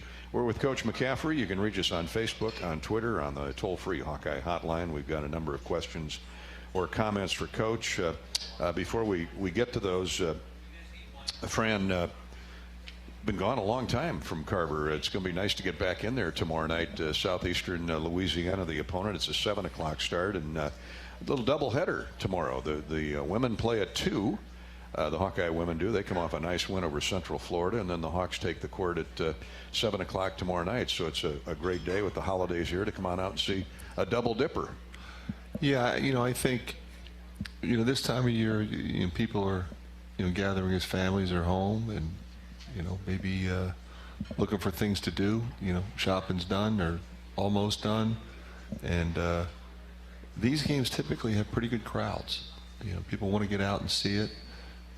We've got an exciting team. Obviously, Lisa's got an incredibly exciting team, the best player in the country, and Caitlin Clark. So, a lot of people want to come earlier. I think people do like the 7 o'clock starts. Sure. We talk about it all the time. The TV slots are 6 and 8. And a lot of times people are like, I don't really like that, but you could live in the East Coast or 7 and 9. So that doesn't make it any easier either. People getting home late, but. I think this team has proven that we're a fun team to watch. They're an unselfish group. For sure. We've got some special players. Keegan's been player of the week in the league multiple times. Somebody who our fans really enjoy watching. And I think they're also enjoying Chris doing well and watching them both. And then, I think Patrick's really, now that he's feeling better, is playing really well. I mean, you go right down the roster. Bohannon he's Bohannon. He's just tremendous in so many different ways. But then you have Toussaint, Eulis, Perkins really kind of taking that next step. I think what we'll see, Dolph, I think we'll see Rebracha really make a move here. And he keeps getting better in practice every day. And I want him to be more aggressive offensively. We need him to be. Like I said, we want to go inside, and that's one of the guys we want to go inside too, because he's a skilled guy. He can score and he can pass. He can make plays from there. Yeah, we had Philip on our pregame show the other night. I asked him about his adjustments the first 10 games of Big Ten basketball. He said it's been a heck of an adjustment, because he said there are a lot of areas that I'm just not used to seeing when I was at North Dakota. But he was solid the other night. 7 points, 4 rebounds. He was really good. I left Chris in the game a lot because he was really special. Mm-hmm. We got quality minutes. I mean, Connor was terrific. I need to get Peyton Sanford some more playing time. That kid is really good. And I'll try to do that. I'll try to work that in. But when you go through what we went through injury-wise so far, you can't have enough guys. For sure. And be able to put some guys out there that can perform physically. So I really like our roster, and I look forward to the game tomorrow night. Hopefully get a bunch of Hawk fans out there. You mentioned Toussaint. He had 2 big baskets in that one stretch the other night, but he also saved a couple possessions with his incredible speed. Pass that was headed out of bounds, he dove out, saved it. We ended up scoring. The Hawks did off that. I mean, he does so many of the little things that, you notice, but maybe you don't take enough notice. He does, and that just comes, I think, from his fierce competitive instincts. I mean, that's what he is. He's a gamer, and I feel the same way. I mean, I thought Eulis made a couple plays that were special. He turns the ball over as a goofy turnover and seals it right back and lays it in. Remember that play was big. That was right around when Joe had his coast-to-coast and his pull-up jumper. I thought, when they rebounded the ball and he came up behind and stole it immediately in the second half, that was a huge play. We turned and scored. Those are plays that really affect the game in a lot of ways. Not only in terms of momentum and how it affects the players, but it electrifies the crowd. And that crowd in particular responded to those kinds of plays that you're referring to. Yeah, they know good basketball when they see it. By the way, we met people from the Brand's hometown of Sheldon, and so they were fired up, as anybody from Doesn't take much to fire them up. No, it doesn't. Take much. But Okoboji, Sioux Center, Laverne, Hayward, and obviously Sioux City, Spencer. A number of people from Spencer there. They love it. And if I heard it once, I heard it 100 times. this is so good because, you know, in the dead of winter and on a Tuesday night, it's about a 5.5-hour drive from here to Carver, and they can't make that trip every game. But boy, they love having the Hawks up there. And it was great to see the Creeners at the game. Yeah, you know, from up. Bobby said you had a nice visit with the Creener family. Yeah, I mean, just an awesome family. I mean, I love that kid. I mean, he's a great player for us, Spirit Lake. And, you know, the Vanderloos, you know, Tyler was one of our staff members for a couple of years, and his dad, Raz, was Adam Woodbury's high school coach. Yeah, that's so, and that's, you know, obviously Kirk Spiraw's hometown. Yeah, let's publicly again send out our thoughts and prayers and sympathies to Kirk Spiro and his family on the loss of their beloved mother, Alice, last week. Well, you talk about a Hawk fan. Well, it's amazing. Not only was she a great Hawkman, she was an incredibly knowledgeable basketball person. I mean, she loved the game. She loved breaking it down. You know, she came to 3 games this year. And today was the funeral, and tomorrow there's a service up in Sioux City, so Kirk will be up there, and then he'll come back, you know, for the game. But you know, she was awesome. I mean, she was due to celebrate her 95th birthday this weekend, and you know, so a lot of the family were in town for that. So at least they were all together, you know, when she passed. Yeah, well, Alice will be with us forever, that's for sure. That's for sure. Hey, Keegan Murray has been named Big Ten Player of the Week. Fran mentioned that a moment ago. The 6'8", 225-pounder led the Hawks to that 94-75 victory over Utah State last Saturday with a career-best 35 points, 6 shy of the building's record. Out of Cedar Rapids Prairie, the Murray twins were so essential in Iowa's victory the other night. Hawks are now 8-3, and we wait for Southeastern Louisiana to come to town tomorrow night on MediaCom Court at Carver Hawkeye Arena. There are tickets available. Why don't I give you some of that information right now? Tomorrow night for that 7 o'clock tip-off, you can walk right up to the ticket window and purchase tickets for $15. Bring the kids along and treat them to an early Christmas present. Iowa and Southeastern Louisiana. And again, the Hawkeye women play tomorrow afternoon at 2 o'clock. And Iowa, of course, missed 3 games because of COVID issues here in the past week. So Lisa Bluder is trying, like mad, to schedule some games before they get back into the meat of the Big Ten schedule. So the Hawks will tip off at 2 o'clock tomorrow afternoon at Carver Hawkeye Arena, and we'll mention that a number of times here before we conclude the show. Coach is with us here until 8 o'clock tonight, and we'll come back and get the scouting report on Southeast Louisiana with Fran after we take this pause to hear from our wonderful sponsors. This is Hawk Talk with Coach McCaffery from Learfield. What are you craving? The Wig and Pin in Ankeny, across from DMAC, is proud to offer dine-in and carry-out. Home of the famous Flying Tomato Pizza and Chicago-style deep dish, the Wig has all of your favorites, including thin crust pizza, appetizers, lots of sandwiches like the Turkey Club and Reuben, soups and salads you'll love, and a full bar. Call to order or just come on in for lunch and dinner. The Wig and Pin in Ankeny. What are you craving? Hi, Hawk fans. This is Gary Dolphin. I've been telling you about Authentic Brand's superb Hawkeye gear. But did you know Authentic Brand by TCB Companies is an official outfitter of well-known enterprises and organizations, including iHeartRadio Group and Learfield. The style and comfort and great looks of Authentic Brand gear, both sporty and professional, will give your image a boost. Outfit your personal and professional life in Authentic Brand gear. Knowing that I can make a difference in my patients' lives keeps me motivated every single day. Hi, I'm Dr. Kanya Ferguson at University of Iowa Healthcare. With academic medicine, we see the toughest cases, so we're always innovating. And we bring the best minds together to collaborate, so there's more brain power focused on you. Because that leads to exceptional care for our patients and our community. See how at uihc.org. There's a sense of pride that comes from the life of a farmer. How many people can say they have a famous tan named after them, or be known for their wave when they drive past neighbors and strangers alike on a 2-lane road? Whether it's a farmer's tan or the farmer's wave, we are proud to be known for a lot of things. We feel that pride every night at the dinner table, knowing we feed our family and yours. Iowa Corn is proud to be on the sidelines cheering on the Iowa Hawkeyes. In Iowa, we grow corn, but the truth is, corn grows Iowa. The holiday season is here. Time for laughter and time for cheer. This year, enjoy spending time celebrating with family and friends. Just remember, buzz driving is drunk driving. If you're going to drink, plan another way home before the celebration begins and encourage your friends and family to do the same. Even one too many drinks increases the risk of a crash while driving. Be responsible and have a happy holidays. This message is brought to you by the Iowa Department of Public Safety, the Governor's Traffic Safety Bureau, and your local law enforcement.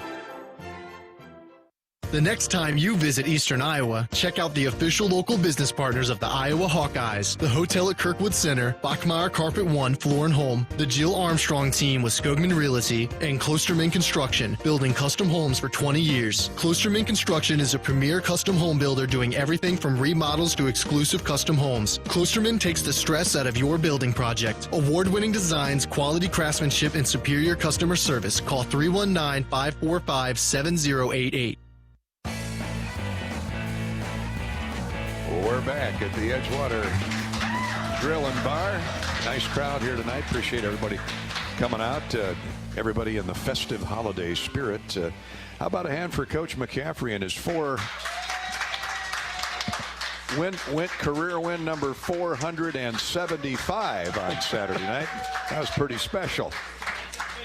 And let's hope for win number 476 exactly tomorrow night, Coach. Give us the snapshot on Southeastern Louisiana. In fact, I got to listen to most of their game with Iowa State yesterday, coming across the state of Iowa to get home, and they were really competitive in that game for the better part of a half. The Cyclones wore them down the second half. Yeah, they were down 7 at half, hung around, played pretty well. I thought Iowa State started really shooting the ball better. They hadn't played much zone, Dolph, and they played zone against Iowa State. And in the beginning, they didn't make as many jumpers, and then they kind of got hot. Kid Grill made 6 threes, and then a couple other guys made 3 or 4 each. And then it opens things up for Brockington. So they kind of pulled away, but they hung around. So they played more zone than they did against anybody else. So, they could come in and play some zone against us, but they might stick to what they normally do. They're an athletic group. They typically push the ball. I mean, they got some ballers now. Yeah, they do. Okafor, he can hoop.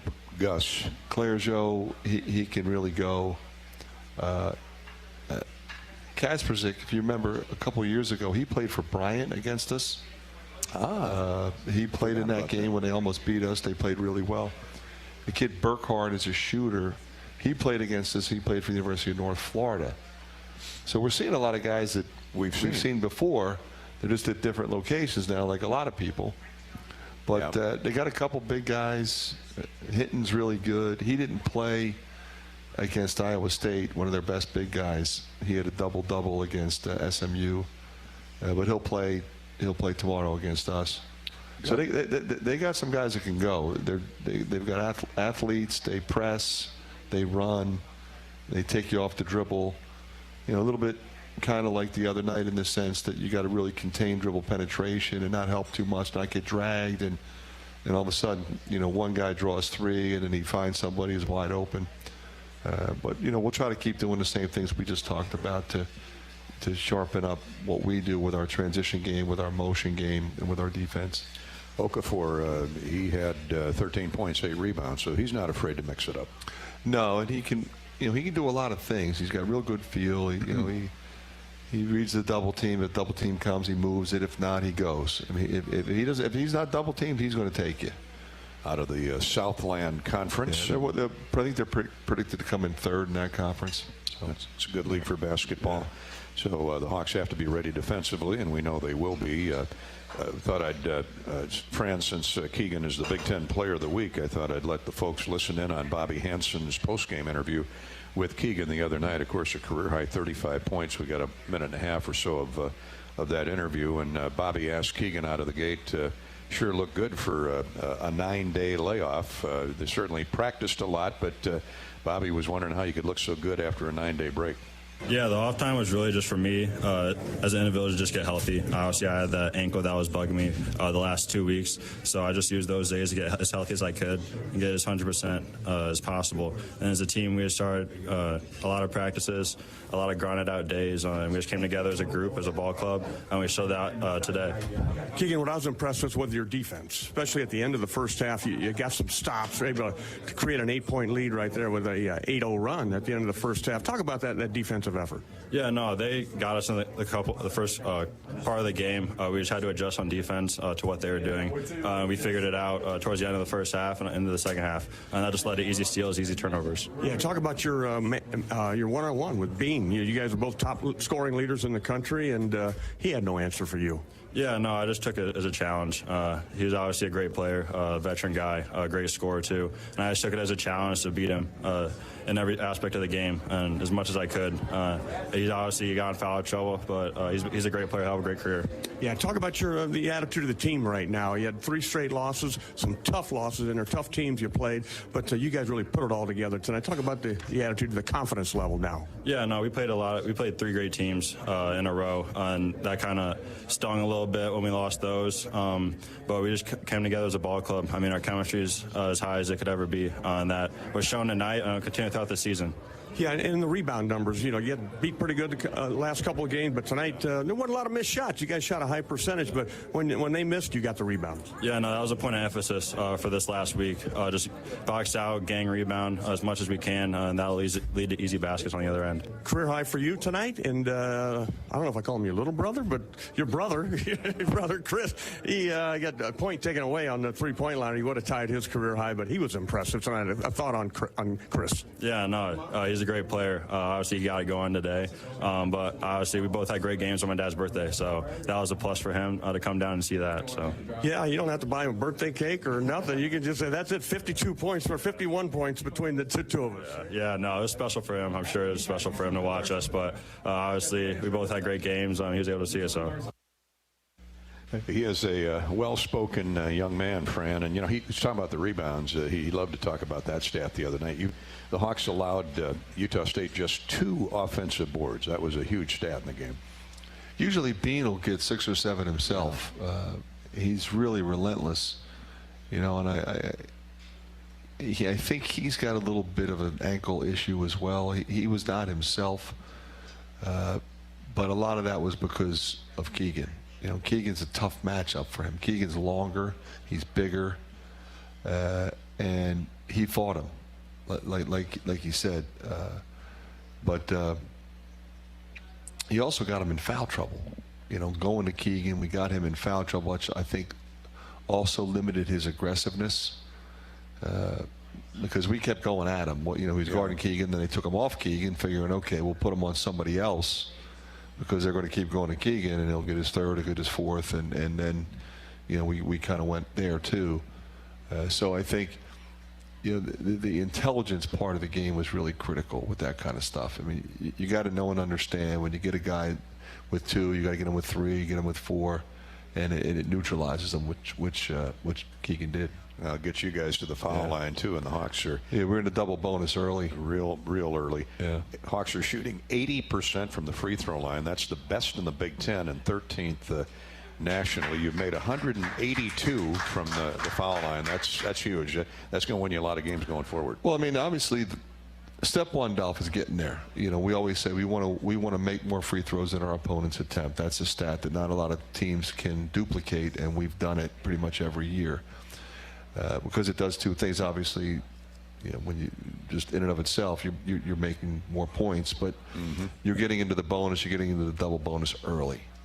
So if you're in a tight game coming down a stretch, you're up there with 2 shots and you're in the bonus, and you don't have to get the ball in bounds 4 straight times to to get yourself to the free throw line. So the fact that we're making 80%, that's impressive. And we work on it a lot, but it comes down to guys having the confidence to go up there and shoot the ball. Yeah, of course, led by Connor and Jordan Bohannon. Got a question. Let's go to Twitter and or Facebook or the YouTube chat room where Dan is. Coach, how's Connor's health?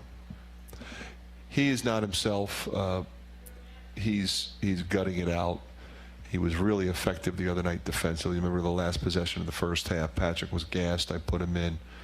We switched perfectly, switched up, and got a terrible miss. So because we extended that lead, we didn't want them to score on the last possession. He defensively, not only is he always in the right place, but he's communicating to make sure that everyone else is in the right place. Same thing on offense. So he's a guy that really impacts the game. He's not looking to score. He will at times, but he's looking to really make sure. We call them screen assists. He's probably the best we have at understanding screening angles and getting our shooters open. So it's one thing to drive and kick to Jordan, but it's another thing to recognize where the ball is, where it's going, and then screen in for Peyton Sanford or for Tony or anybody for that matter, Chris, and then also recognize when Chris and Keegan are going to get them the ball. So he's really good in those different ways. But he had the double hip surgery in the summer, and he's just had back issues, which have prohibited him from practicing every day. He practiced today. He typically will stretch and get treatment, and then practice the day before the game, play the game, and then do the same thing over. So he's ready to go tomorrow, and that'll be important. Yeah, you're not going to get him out of the lineup. No, he wants to play, and he only cares about one thing, and that's winning. Now, is the back issue a derivative of the hip surgery? Everybody seems to think so. But he's had an MRI, so it's not bone, it's muscular. Mm-hmm. Okay. So he's getting massage and seeing a chiropractor, and Brad's really working with him. Hopefully, what we're trying to do is just get it behind him. But it just keeps spazzing up on him.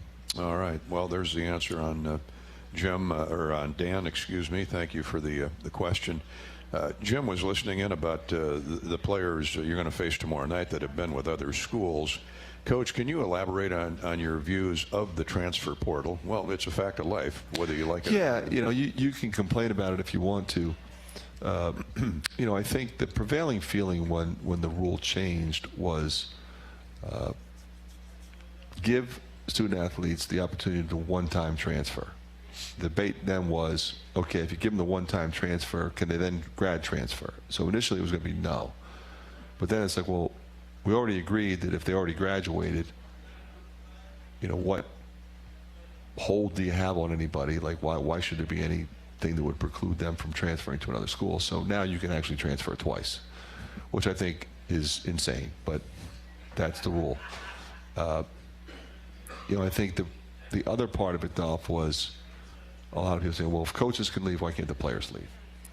And then the other side of it was, why are basketball, football, ice hockey, and baseball players being discriminated against because they were the ones that had to sit out and the other sports didn't? My complaint, and I've done it on your show all the time, was whoever said an extra year of eligibility and education and scholarship is a negative. When did that become a negative? I transferred, so I sat out a year. So I practiced with the team. I learned the system, and another year of education. I changed my major and went from arts and sciences to business. I matured, and I played my 5th year. So I would tell you it was one of the best things that I ever did, because now guys can leave immediately, and so the minute they don't get exactly the playing time they want or get the shots they want, but it manifests itself in a lot of different ways. There's more agents now talking to players and parents. Oh, well, you're not in enough ball screens. You're not getting enough shots. They're featuring somebody else, not you. All of those types of things that come up. But at the end of the day, it's what you said, the first thing that came out of your mouth. It's the rule. So guy wants to transfer, he can. So pretty much every team we've played this year has had between 4 and 9 new players, not freshmen, transfers. You know, and then what it's also done is it's limited opportunity for high school seniors. There's a lot of schools aren't signing as many high school kids. They're waiting to see who's in the portal. And last year there were 1,800 names. So why would I sign an 18-year-old if I can sign a 23-year-old who already averaged 17 points a game? Yeah. So we signed 2 high school kids, as you know, Josh Dix and DeSante Bowen, terrific players. I mean, they're both good enough to play right away, and we're thrilled with them because we're going to lose veteran leadership, you know, with Jordan in particular.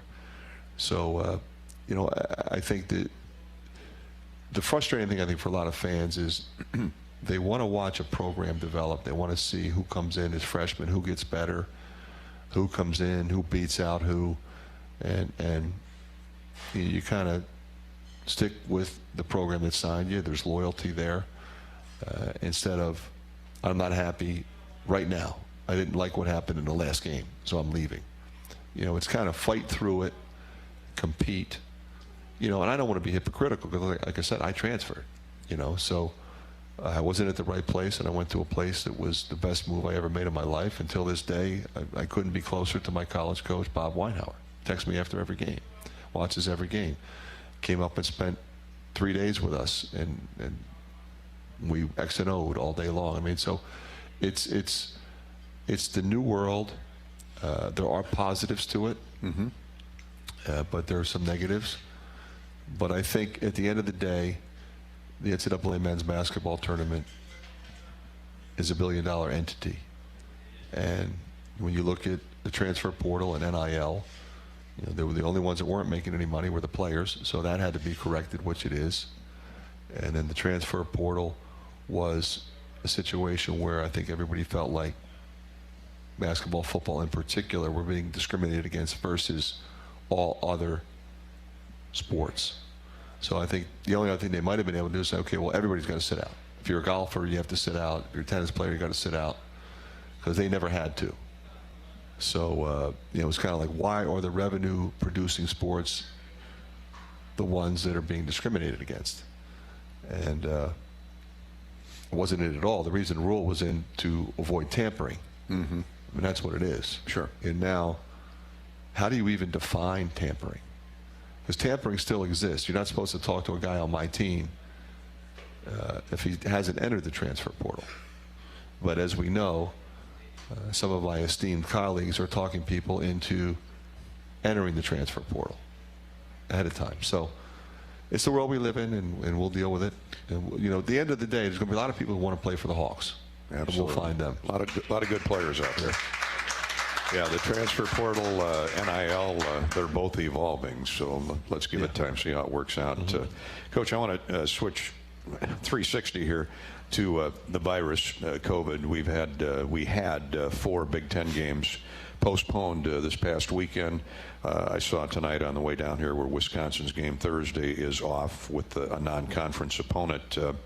How concerned are you about the fact now that I don't know if you noticed this, Dolph. I mean, if you look at on your phone and you go down to all the scores and all the games, it'll say canceled, it'll say postponed, or it will say forfeit. Yeah.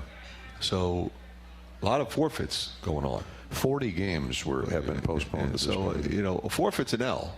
Yeah. It's not going to be rescheduled. There's an L. So, you know, you're ready to play that game, and now you have a loss, and that's going to affect your ability to get in the NCAA tournament, et cetera. So it's really incumbent upon our student athletes to, well, number one, we're double vaccinated and boosted, every staff member, every player, which gives us the best odds to be able to get through the season without getting sick. So hopefully, you know, it won't happen, but it might happen to a team we're playing. You know, it's really rampant, in particular back in New York. Yeah. You know, so talked to a friend of mine today back there. You know, he lives in Long Island. It's the highest population of infected people in the country. and he got it. And he's double vaccinated, so he's not real sick. But he's in quarantine, and everything has to shut down. So we're just encouraging our guys to really be prudent, where they go, who they go with. If you are in a heavily populated area, wear a mask. Of course, the other night was probably a super spreader. If you think about it, we had 3,500 people right on top of each other, screaming and yelling, asking for autographs. Of course, I wasn't screaming and yelling, but everybody else was. Not. You were calm as ever. I just sat there. Well, that's. It's an ongoing story, of course, with, pick a virus. There's 3 of them out there. But on that note, Jay checks in. He said, Fran, what are the current COVID-19? First off, he's praising the Big Ten last year to this year on the testing protocols. But has anything changed where the Big Ten requirements are any different on testing? No. That could change, though, I think. They might start having this. People test more. Typically, if you've been double vaccinated and boosted, they don't test you until you have symptoms. So the interesting thing is we haven't had anybody get COVID, but we've probably had 5 or 6 of our guys have gotten the flu. Remember, Chris Murray didn't play in one game. Joe Toussaint was really sick last week, but we didn't play any games. And he started feeling better the day before the Utah State game, and he played. He's feeling better now. So Ulis was really sick. He actually played in one game, and probably shouldn't have. But he said, I can play, I can go. Did not have COVID, had influenza. So when we test for COVID, we test for influenza as well. That's good. So it's easy to forget about the flu bug with everything, all the focus on the COVID. And we all had flu shots too. Yeah. So I'm not sure if he did or not, or had he not gotten one yet. I don't know the answer to that, but hopefully we'll be able to stay like we did last year. I mean, we were all on pins and needles. Yeah. And we played the whole season. Now we had some pauses with Michigan State and with Nebraska. It hit Nebraska. Remember, Fred got it. Right. He called me right when he got it. He said, "Hey, I got it. Our game's going to be postponed and rescheduled." And Fred, just get healthy, man. We'll figure the game out later. And we did. We rescheduled it, and then we played. If you remember, we played Northwestern on CBS. It was supposed to be Michigan State, but they got shut down, so we ended up filling that slot. So maybe we'll do some stuff like that. Thankfully, didn't miss hardly any games. And hopefully that's the case starting tomorrow night. The Hawks hosting Southeast Louisiana at 7 o'clock over at Carver Hawkeye Arena. Pre-game coverage with Bobby Hansen and yours truly begins at 6 o'clock.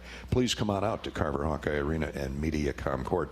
All right, Fran's here for another 5 or 6 minutes. We'll come back and wrap up our visit with Coach McCaffery tonight.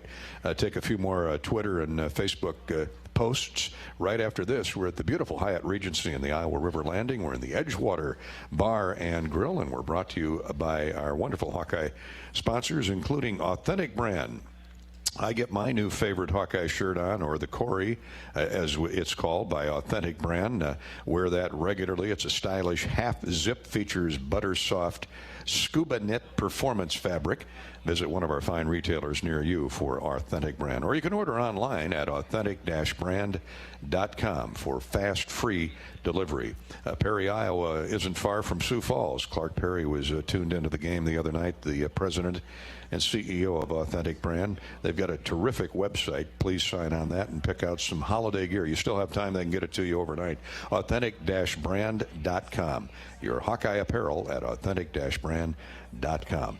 Wellmark Blue Cross Blue Shield brings you Hawkeye basketball each game night. Blue is caring, blue is convenient, and now blue is Medicare Advantage from Wellmark Advantage Health Plans, offering all-in-one Medicare coverage, our extensive network, and the confidence of being covered by Wellmark Blue Cross and Blue Shield. Learn more at wellmarkadvantage.com. This is Hawk Talk from Learfield. Get your ice cold Bud Light Seltzer here. Even though you can't go to the game, doesn't mean the game can't be brought to you now here. Just go to budlight.com/delivery. That's budlight.com/delivery. Give me 2 mangoes. Coming at you. It's a little short. Ow. Sorry. You know what? I'm just going to walk them over to you. Whenever there's a game to watch, there's a Bud Light there. Enjoy responsibly. Anheuser-Busch, Bud Light Beer, and Bud Light Seltzer, IRC Beer, beer in Texas, St. Louis, Missouri. How do you become America's best-selling brand? Let's break it down. Innovative tech means smarter and safer driving. Intelligent all-wheel drive will keep you ready for anything. And built Ford tough trucks will always get the job done. Plus, come into your local Ford store today and get super low APR financing, big cash back, and great lease offers on Ford's full line of cars, trucks, and SUVs. That's Ford, and that's how you become America's best-selling brand. Sales claim based on calendar year sales. After a cancer diagnosis, it's natural to want to start treatment right away. But first, get a second opinion from a team that specializes in your cancer. I'm Dr. George Weiner, Director of University of Iowa Holden Comprehensive Cancer Center. Before you start treatment, you deserve to be confident you have the right diagnosis and know every option available to you. So whether it's with us or somewhere else, get a second opinion. It can change your care and your life. When you build a network locally engineered for the home team, you know how important a strong connection is on game day. So you give every fan in town access to 5G at no extra charge. Now, when you switch to US Cellular, you can get unlimited 5G data for only $30 a month with 4 lines. Join the nationwide network built from your town up and stay connected to your home team with US Cellular 5G. Switch today and get unlimited 5G data for only $30 a month with 4 lines. Terms apply. 5G not available everywhere. See uscellular.com for details. When you set up a savings goal with U.S. Bank, it grows with you. There's no limit to what you can crochet. Can do. Doesn't have to be crocheting, but it totally could be. Like the headphones you're listening to this ad with, you could totally crochet those. There's no telling where your savings goal will take you. Maybe you'll save enough for yarn to crochet your house or the whole town. Oh, right. Doesn't have to be crochet related. Set up savings goals on the U.S. Bank mobile app, even for the wildest of dreams. U.S. Bank. We'll get there together. Equal housing lender, member FDIC.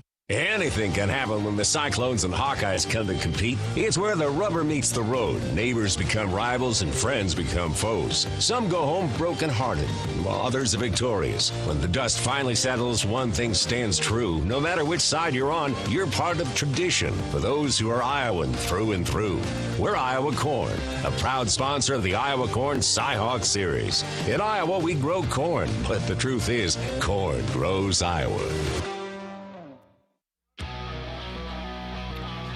And welcome back to Hawk Talk at the Edgewater Grill and Bar in the spacious roomed Hyatt Regency down in the Iowa River Landing. A beautiful complex.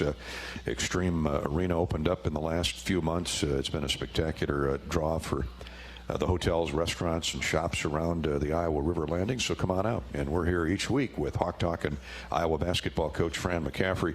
Fran's with us for a couple more minutes. Before we let him go, just a couple more questions here off Facebook and Twitter. Coach Patty and Lamar said, I was reading today, Coach, about Southeast Louisiana will be playing their 8th or 9th straight road game. Why would they do that? Well, Patty, there's some good checks involved there when they travel on the road, but there's other reasons. Yeah, I think there's a couple things. They got a veteran team. They want to challenge that group with some good teams on the road, but a lot of it's financial. You know, they're going to get paid. And helps their budget. And helps their budget and helps the athletic department. Yeah. Tomorrow night it's Iowa, Southeastern Louisiana at 7 o'clock.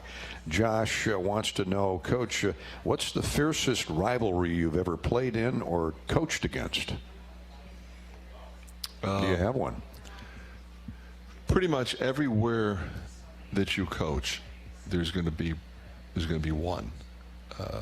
You know, in the Ivy League, it was Penn-Princeton because we were the 2 best teams, and you had to win the regular season championship to go to the tournament. You were at Penn. I was at Penn. Pete Carrill was at Princeton. Those games were incredibly intense. Lehigh, Lafayette, when I was coaching at Lehigh, Lafayette and Lehigh have played more football games than the other 2 schools in college football. The schools are 12 miles apart. You know, and in those days there was fights all the time. Yeah, can't fight anymore, but it was a lot more fun in those days, though. Yeah, the rules weren't quite as strict. Just go ahead and fight. It was like hockey. Hockey's got it figured out. Just go ahead and fight. They have just the leather helmets. Well, just move out of the way. Go ahead. Lafayette and Lehigh. Who knew, right? But who knew? It was really, the fans were kind of nasty. with each other. You know, when I was at Wake, you know, it was the 4 Carolina schools: NC State, Wake, Duke, and North Carolina. You know, the Duke-North Carolina rivalry is beyond crazy, but any of those in-state schools, we used to actually have what they called the Big Four Classic. We started the season with the Big Four Classic. It was those 4 teams, and we would, you know, would be a doubleheader. So, you know, here obviously you have, you know, you have like a cross-conference, cross-state rivalry with Iowa State, but then you have, you know, I would always argue that the best rivalries are within your own conference. Like, I got to go through you to win the conference. You got to come through me to win a conference. Those to me are always the more intense. And then sometimes you got to play them twice. If you're in the same conference, you know, you got to go there and you got to come here, that kind of thing. So I think those are typically the most intense rivalries. Yeah, that's interesting because the championship comes through Carver, the championship comes through East Lansing or Fort Randall, Camp Randall, Cole Center. Let's before we let Coach go here, a final word. Let's pause 10 seconds for station identification. You're listening to Hawk Talk with Coach McCaffery from the Edgewater Bar and Grill. 10-second ID break.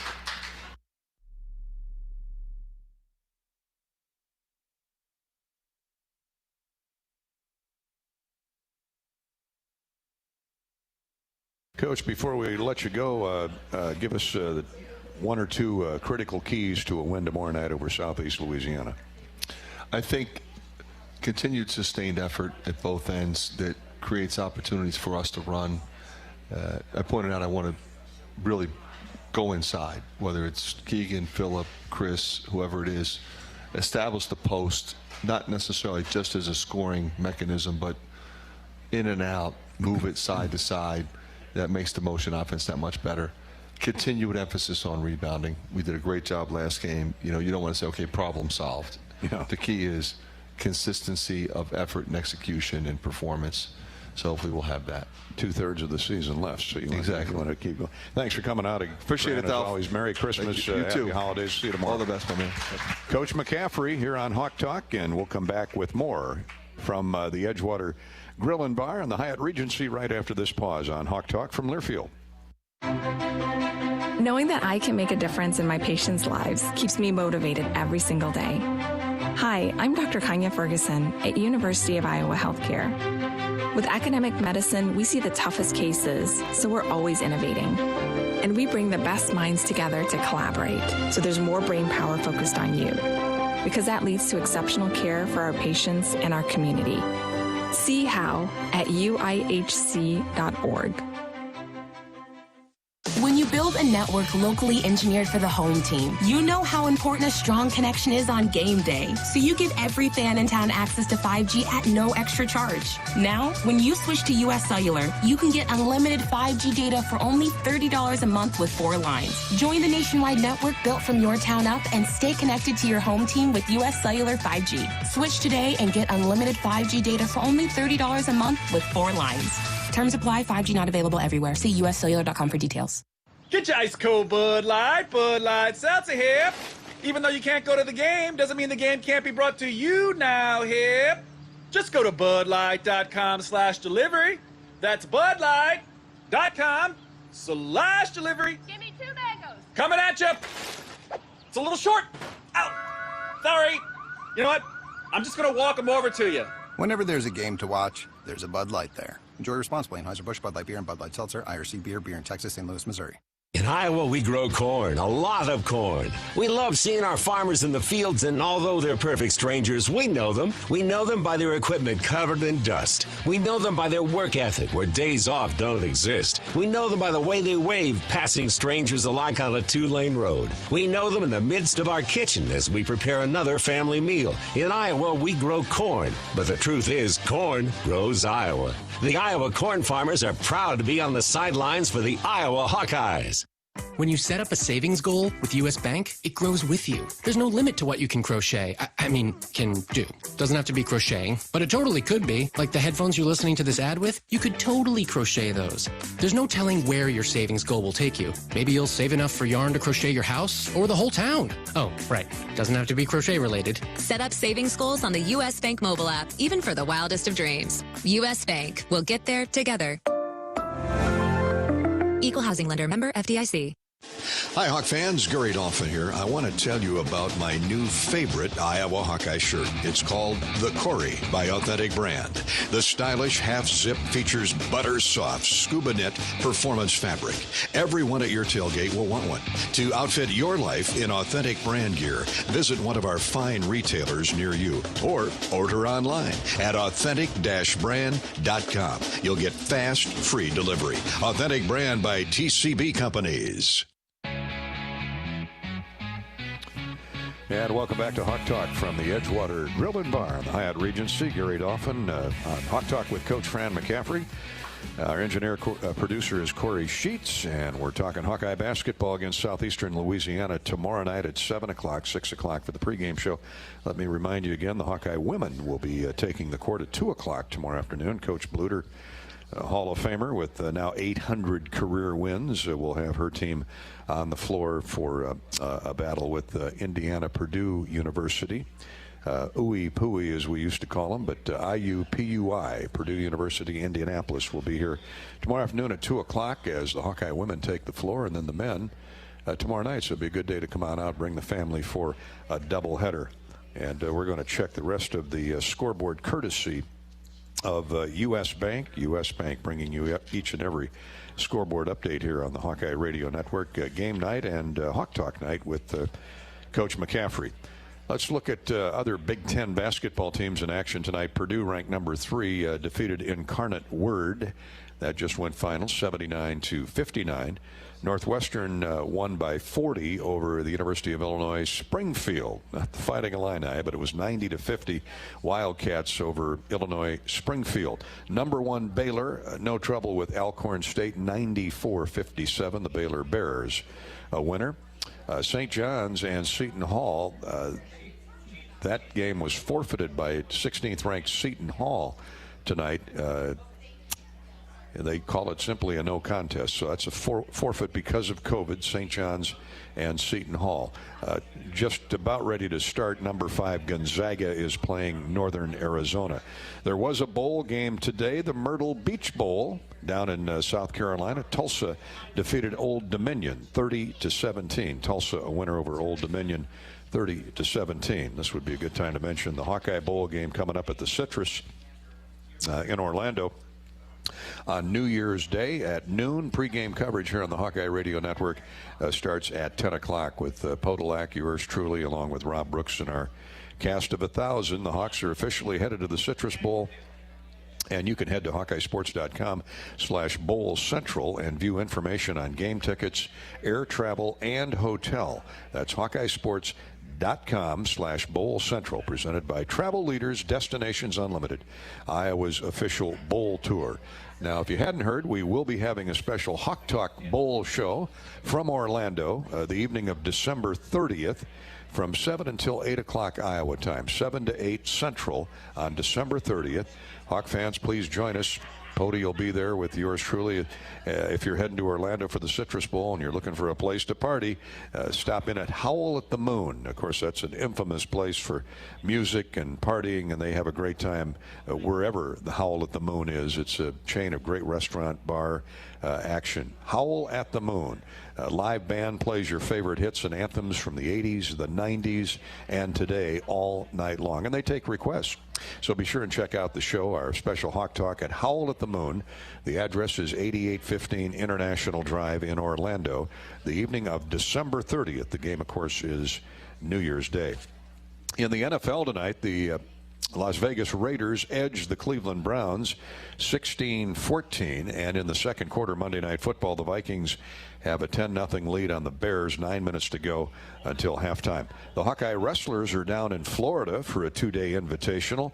The Hawks squashed Central Michigan tonight 44-0. Wins by Abe Assad or are they leading? Maybe they're leading Central Michigan. Spencer Lee won 17-0. DeSanto had a technical fault at 16-1.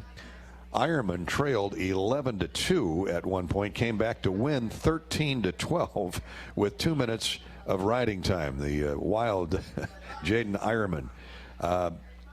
Other winners, Abe Assad, Munnan wins a 14-5 major decision at 149.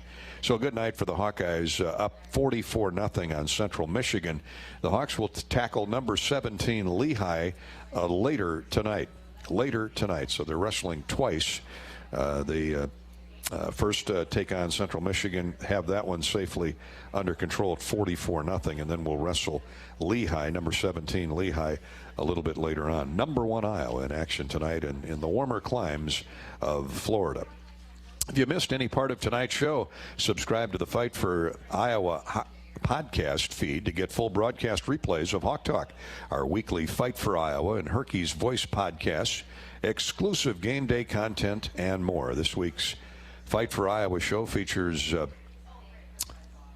think Tyler Lindebaum, Iowa's All-American Center, is our Fight for Iowa podcast this week. We'll update that a little bit later on, but each week we have a Fight for Iowa podcast featuring your favorite Hawkeyes, and Tyler Lindebaum, of course, the great consensus All-American, winner of the Remington Award trophy. He will be our guest later this week. We've got some football offerings up there right now previewing the bowl game. Had a nice visit with Kentucky coach Mark Stoops today, getting some insight on his team. And Mark, he is really excited to play the Hawkeyes. Of course, he played and starred at Iowa along with his brothers Bob and Mike back in the late 70s on through the 80s. The three Stoops brothers hold the University of Iowa dear to their hearts. Mark was relaying a couple stories about Bill Brazier, who was the defensive coordinator at the time, and Don Patterson. Don Patterson was the secondary coach when Mark Stoops played at Iowa from 1986 through 88. Again, podcast Fight for Iowa each week here on the you can go to HawkeyeSports.com, and that'll lead you right to the Fight for Iowa podcast. All right, we'll step out, take a break. That's our U.S. Bank scoreboard update, brought to you each game night or Hawk Talk night by our friends at U.S. Bank. We're brought to you tonight by Iowa Corn and the Iowa Corn Cy-Hawk Series. Iowa Corn promotes honest, hardworking values that are uniquely Iowan. On behalf of Iowa's corn farmers, we salute all fans and athletes for their hard work and determination to be the best both on and off the field. Just like our top athletes, our state leads the nation in corn and ethanol production. Follow Iowa Corn to learn how corn grows Iowa. More Hawk Talk in just a minute from Learfield. American Equity salutes today's hero of the game and is a proud sponsor of the ongoing recognition of our military at Hawkeye games this season. Thank you to all the men and women, past and present, who have served our country and allow all of us to enjoy the freedom and liberty we enjoy today. American Equity's vision is to become the premier insurance company specializing in retirement savings and income products. To learn more about our company, please visit our website at american-equity.com. When you build a network locally engineered for the home team, you know how important a strong connection is on game day. So you give every fan in town access to 5G at no extra charge. Now, when you switch to US Cellular, you can get unlimited 5G data for only $30 a month with 4 lines. Join the nationwide network built from your town up and stay connected to your home team with US Cellular 5G. Switch today and get unlimited 5G data for only $30 a month with 4 lines. Terms apply. 5G not available everywhere. See uscellular.com for details. Hi, I'm Gary Dolphin, and if you want your home to be exceptionally comfortable during these cold Iowa winters and hot, humid summers, you need to turn to Dave Lennox and your local Lennox home comfort specialist. Lennox has been serving Iowa consumers since 1895, when Dave Lennox built his first furnace in Marshalltown, and Lennox is still building its high-efficiency furnaces and air conditioners there today. For the best home comfort system you can buy, it's Lennox and your local Lennox dealer. Lennox and the Hawkeyes. Now there's a winning combination. What are you craving? The Wig and Pin in Ankeny, across from DMAC, is proud to offer dine-in and carry-out. Home of the famous Flying Tomato Pizza and Chicago-style deep dish, the Wig has all of your favorites, including thin crust pizza, appetizers, lots of sandwiches like the Turkey Club and Reuben, soups and salads you'll love, and a full bar. Call to order or just come on in for lunch and dinner. The Wig and Pin in Ankeny. What are you craving? Are you looking to downsize from your family home to begin your retirement years? Our Oak Knoll East campus is for you. I'm Steve Rowe, Executive Director at Oak Knoll. Our new campus has many unique amenities for your active lifestyle, in addition to providing the same great services that Oak Knoll has offered our residents for over 50 years. We're now open and have a few two-bedroom apartments still available. Call me at 319-351-1720 or visit oakknoll.com to set up your personal tour. Go Hawks! After a cancer diagnosis, it's natural to want to start treatment right away. But first, get a second opinion from a team that specializes in your cancer. I'm Dr. George Weiner, Director of University of Iowa Holden Comprehensive Cancer Center. Before you start treatment, you deserve to be confident you have the right diagnosis and know every option available to you. So whether it's with us or somewhere else, get a second opinion. It can change your care and your life. And we're back. Remaining moments on Hawk Talk with Iowa basketball coach Fran McCaffery. Fran had to scoot to another appointment, so we appreciate him stopping by for the first hour of the program. Tomorrow night it's the Hawkeyes and Southeast Louisiana. He gave us a scouting report on what to look for in that game tomorrow evening. 3 players average in double figures for the Lions of Southeastern Louisiana out of the Southland Conference. Gus Okafor is at 13 points, Keon Clergeot at 12, and Jalen Hinton at 11.5. Hinton also averages a team-best 7.5 rebounds and a couple block shots. They got a really good three-point shooter in Ryan Burkhart. He's made 27 of 75 attempts from distance. Joe Kasperzik ranks 50th in the country, averaging 2 steals a game. And tomorrow night will be the Lions' 10th game away from home to start the season. So they're traveling all over the country. Played at Iowa State yesterday. Cyclones roughed them up in the second half and ended up winning that one going away. Won by a little better than 20 points. 7 o'clock for the game tomorrow night. Iowa and Southeastern Louisiana will be on the air at 6 o'clock with our Hawkeye pregame coverage. And again, one final reminder, the Hawkeye women will be on the court tomorrow afternoon. Playing Indiana, Purdue University, Indianapolis. That game will start at 2 o'clock, and you can hear that on most of these Hawkeye Radio Network affiliates with Rob Brooks and Jamie Cavey. That will be tomorrow afternoon. Doubleheader of Hawkeye basketball at Carver. Scoring averages, the Hawks are putting up 87 points a game to 79 for Southeast Louisiana. The Hawks are allowing 70 points a game. Improved defense indeed. Southeast is yielding 68 a game. Shooting percentages, the Hawks at 35% from 3. They're shooting way better, of course, than that, 47% from the field. Southeast Louisiana shoots at a 48% clip, so they've got guys that can make shots. So it'll be a good call here on the Hawkeye Radio Network starting at 6 o'clock tomorrow night with Bobby Hansen and yours truly, Gary Dolphin. Want to mention, too, on the Hawkeye Radio Network, you can listen to Iowa basketball this season via the new Varsity Network app. Fans download the app in the Apple Store for Apple devices or the Google Play Store for Android devices. The Varsity Network app offers fans instant access to free game day audio streams. Plus, they receive push notifications to remind you of games starting or upcoming audio broadcasts. That's the Varsity Network app. Download it for free. We heard from Keegan Murray a little bit ago. You know, Chris Murray matched a season-best 17 points the other night in the win over Utah State, and Bobby Hansen sat down with him after the game, and he was pleased with his effort. I knew my time would come in the second half. It's kind of been a trend where Keegan kind of takes over the second half, and then they focus on him a lot, so the open shots will come. But my mindset was just to stay aggressive throughout the whole game and just focus on their players, and rebounding was the main thing.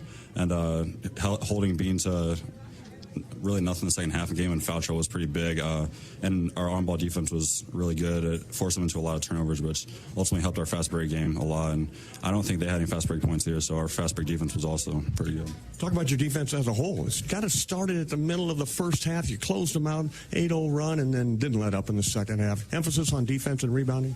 Yeah, that was a big emphasis at halftime, especially because the last 10-ish minutes were really good, especially the last couple minutes of the first half. But second half, we knew we had to put them away the first 4 to 8 minutes, and that's what we did. It started on the defensive end. How comfortable are you getting out there? It looks like your confidence level continued to rise with every minute you're out there. Yeah, I'm really comfortable out there. The shot feels good. Everything feels good. I can get to the basket. I'm playing with a lot of confidence right now. He sure is. Chris Murray. He sounds a lot like brother Keegan, too, doesn't he? Hard to tell them apart in more ways than one, but boy, what a spectacular effort. He hit those 2 big threes in that second half. It seemed like every time that the Aggies were mounting a rush or a run at the Hawks, Chris Murray and others stepped up. Joe Toussaint, Philip Rabracha with a big rebound, but some critical shots under pressure-packed moments held the Utah State Aggies off at Sioux Falls in the Pentagon the other night, and the Hawks won it 94-75. We'll step out, take our final break of the night, come back and wrap up Hawk Talk with Coach McCaffery. This is Hawk Talk from Learfield. Get your ice cold Bud Light Seltzer here. Even though you can't go to the game, doesn't mean the game can't be brought to you now here. Just go to budlight.com/delivery. That's budlight.com/delivery. Give me 2 mangoes. Coming at you. It's a little short. Ow. Sorry. You know what? I'm just going to walk them over to you. Whenever there's a game to watch, there's a Bud Light there. Enjoy responsibly. Anheuser-Busch, Bud Light Beer, and Bud Light Seltzer, IRC Beer, beer in Texas, St. Louis, Missouri. Knowing that I can make a difference in my patients' lives keeps me motivated every single day. Hi, I'm Dr. Keegan Ferguson at University of Iowa Healthcare. With academic medicine, we see the toughest cases, so we're always innovating. And we bring the best minds together to collaborate, so there's more brain power focused on you. Because that leads to exceptional care for our patients and our community. See how at uihc.org. When you set up a savings goal with U.S. Bank, it grows with you. There's no limit to what you can crochet. Can do. Doesn't have to be crocheting, but it totally could be. Like the headphones you're listening to this ad with, you could totally crochet those. There's no telling where your savings goal will take you. Maybe you'll save enough for yarn to crochet your house or the whole town. Oh, right. Doesn't have to be crochet related. Set up savings goals on the U.S. Bank mobile app, even for the wildest of dreams. U.S. Bank. We'll get there together.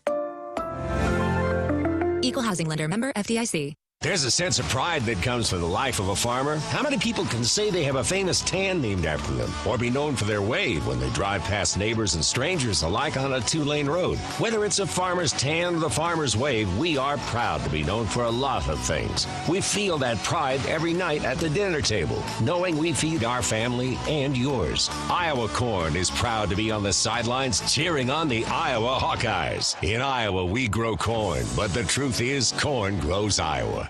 When you build a network locally engineered for the home team, you know how important a strong connection is on game day. So you give every fan in town access to 5G at no extra charge. Now, when you switch to US Cellular, you can get unlimited 5G data for only $30 a month with 4 lines. Join the nationwide network built from your town up and stay connected to your home team with US Cellular 5G. Switch today and get unlimited 5G data for only $30 a month with 4 lines. Terms apply. 5G not available everywhere. See uscellular.com for details. Hawk fans, stop in and visit the newly transformed Hyatt Regency Coralville Hotel and Conference Center. Located in the heart of the Iowa River Landing. Walking distance to Extreme Arena, home of the Iowa Hawkeyes volleyball team, as well as some great restaurants, shopping, and scenic walking trails along the Iowa River. Hyatt Regency is the new home of Hawk Talk with Fran McCaffery this fall. Come find your place at Hyatt Regency, where we care for people so they can be their best.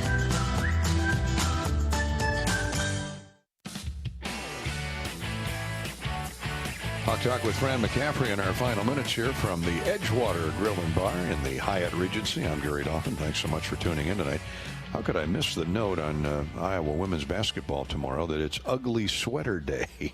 Ugly Sweater Day Ugly Christmas Sweater Day, I guess we can add to that. So wear your ugliest, homeliest sweater tomorrow to the Hawkeye women's game that starts at 2 o'clock in Carver Hawkeye Arena, and just hang out for the men's game later that afternoon, evening. We'd love to see your imaginations at work. Ugly Sweater Day tomorrow at Carver Hawkeye Arena. Our U.S. Bank scoreboard update shows the Iowa Wrestlers have defeated Central Michigan 44-0. Earlier tonight, the Hawks are taking on number 17 Lehigh as well this evening. So they was supposed to get underway shortly after 8 o'clock down in Florida at a Holiday Invitational. The Hawks, by the way, will head to Northwestern for their two-day meet, the Midlands, over at Welsh Ryan Arena, the end of this month, the 28th and 29th of December. NFL final tonight. The Raiders edged the Cleveland Browns 16-14. The Vikings and the Bears are pushing on toward halftime. About a minute left to go in the first half, and the Vikings have a 10-0 lead on the Bears. One bowl game today. Tulsa defeated Old Dominion 30-17 in the Myrtle Beach Bowl. And finals tonight involving Big Ten basketball teams: Purdue 79, Incarnate Word 59. Northwestern over Illinois Springfield 90-50. Top-ranked Baylor has won 94-57. 16th-ranked Seton Hall had to forfeit its game with St. John's because of COVID. And just underway, 5th-ranked Gonzaga is hosting Northern Arizona. The Zags are playing well. That's our U.S. Bank scoreboard update. Couple of questions on Twitter here for Coach McCaffery. Ron wanted to know, could you start Chris Murray along with Keegan? They improve our rebounding and defense and play so well together. Go Hawks. Ron, well, Coach has left the building, but I think I can answer that one for you. Chris has got a lot of basketball ahead of him at Iowa. Fran is sticking with that lineup of Toussaint at the point guard, Bohannon at the off guard. Rabracha, he brought him in for his experience, his toughness. He'll be at one forward, and certainly Keegan Murray, the superstar, the Big Ten basketball player of the week, will remain on the floor for as long as he can go with the timely breaks. But, Coach is going to play 10 guys in the past and going forward, and why not? You got that kind of depth, you're going to stick with it. So I don't see that changing. And Patrick McCaffery has certainly earned his minutes in a starting role. Patrick had some big baskets in that first half the other night against Utah State. Tomorrow night at Southeast Louisiana, starting at 7. Pregame coverage at 6 here on the Hawkeye Radio Network. Brady says, I appreciate the grind this team has. In all but one game, they've battled hard. Fun watching the growth of the young guys. I agree with you, Brady. And if we saw some really encouraging signs rebounding the other night. The Hawks are #1 in the country at taking care of the basketball in fewest turnovers per game. So they're doing a lot of things well as grinding, as you put it. Tammy wanted to know, Coach, when you're not at the arena coaching, what do you enjoy doing? Well, he's a basketball junkie, so he probably enjoys being out recruiting and watching basketball. That's Coach McCaffery. And that's Hawk Talk with Coach McCaffery tonight from the Edgewater Grill and Bar in the Hyatt Regency. Thanks so much for tuning in. We'll be off now next week and be back here right after the first of the year, January 4th, with our next Hawk Talk. Good night, everybody, from Iowa City.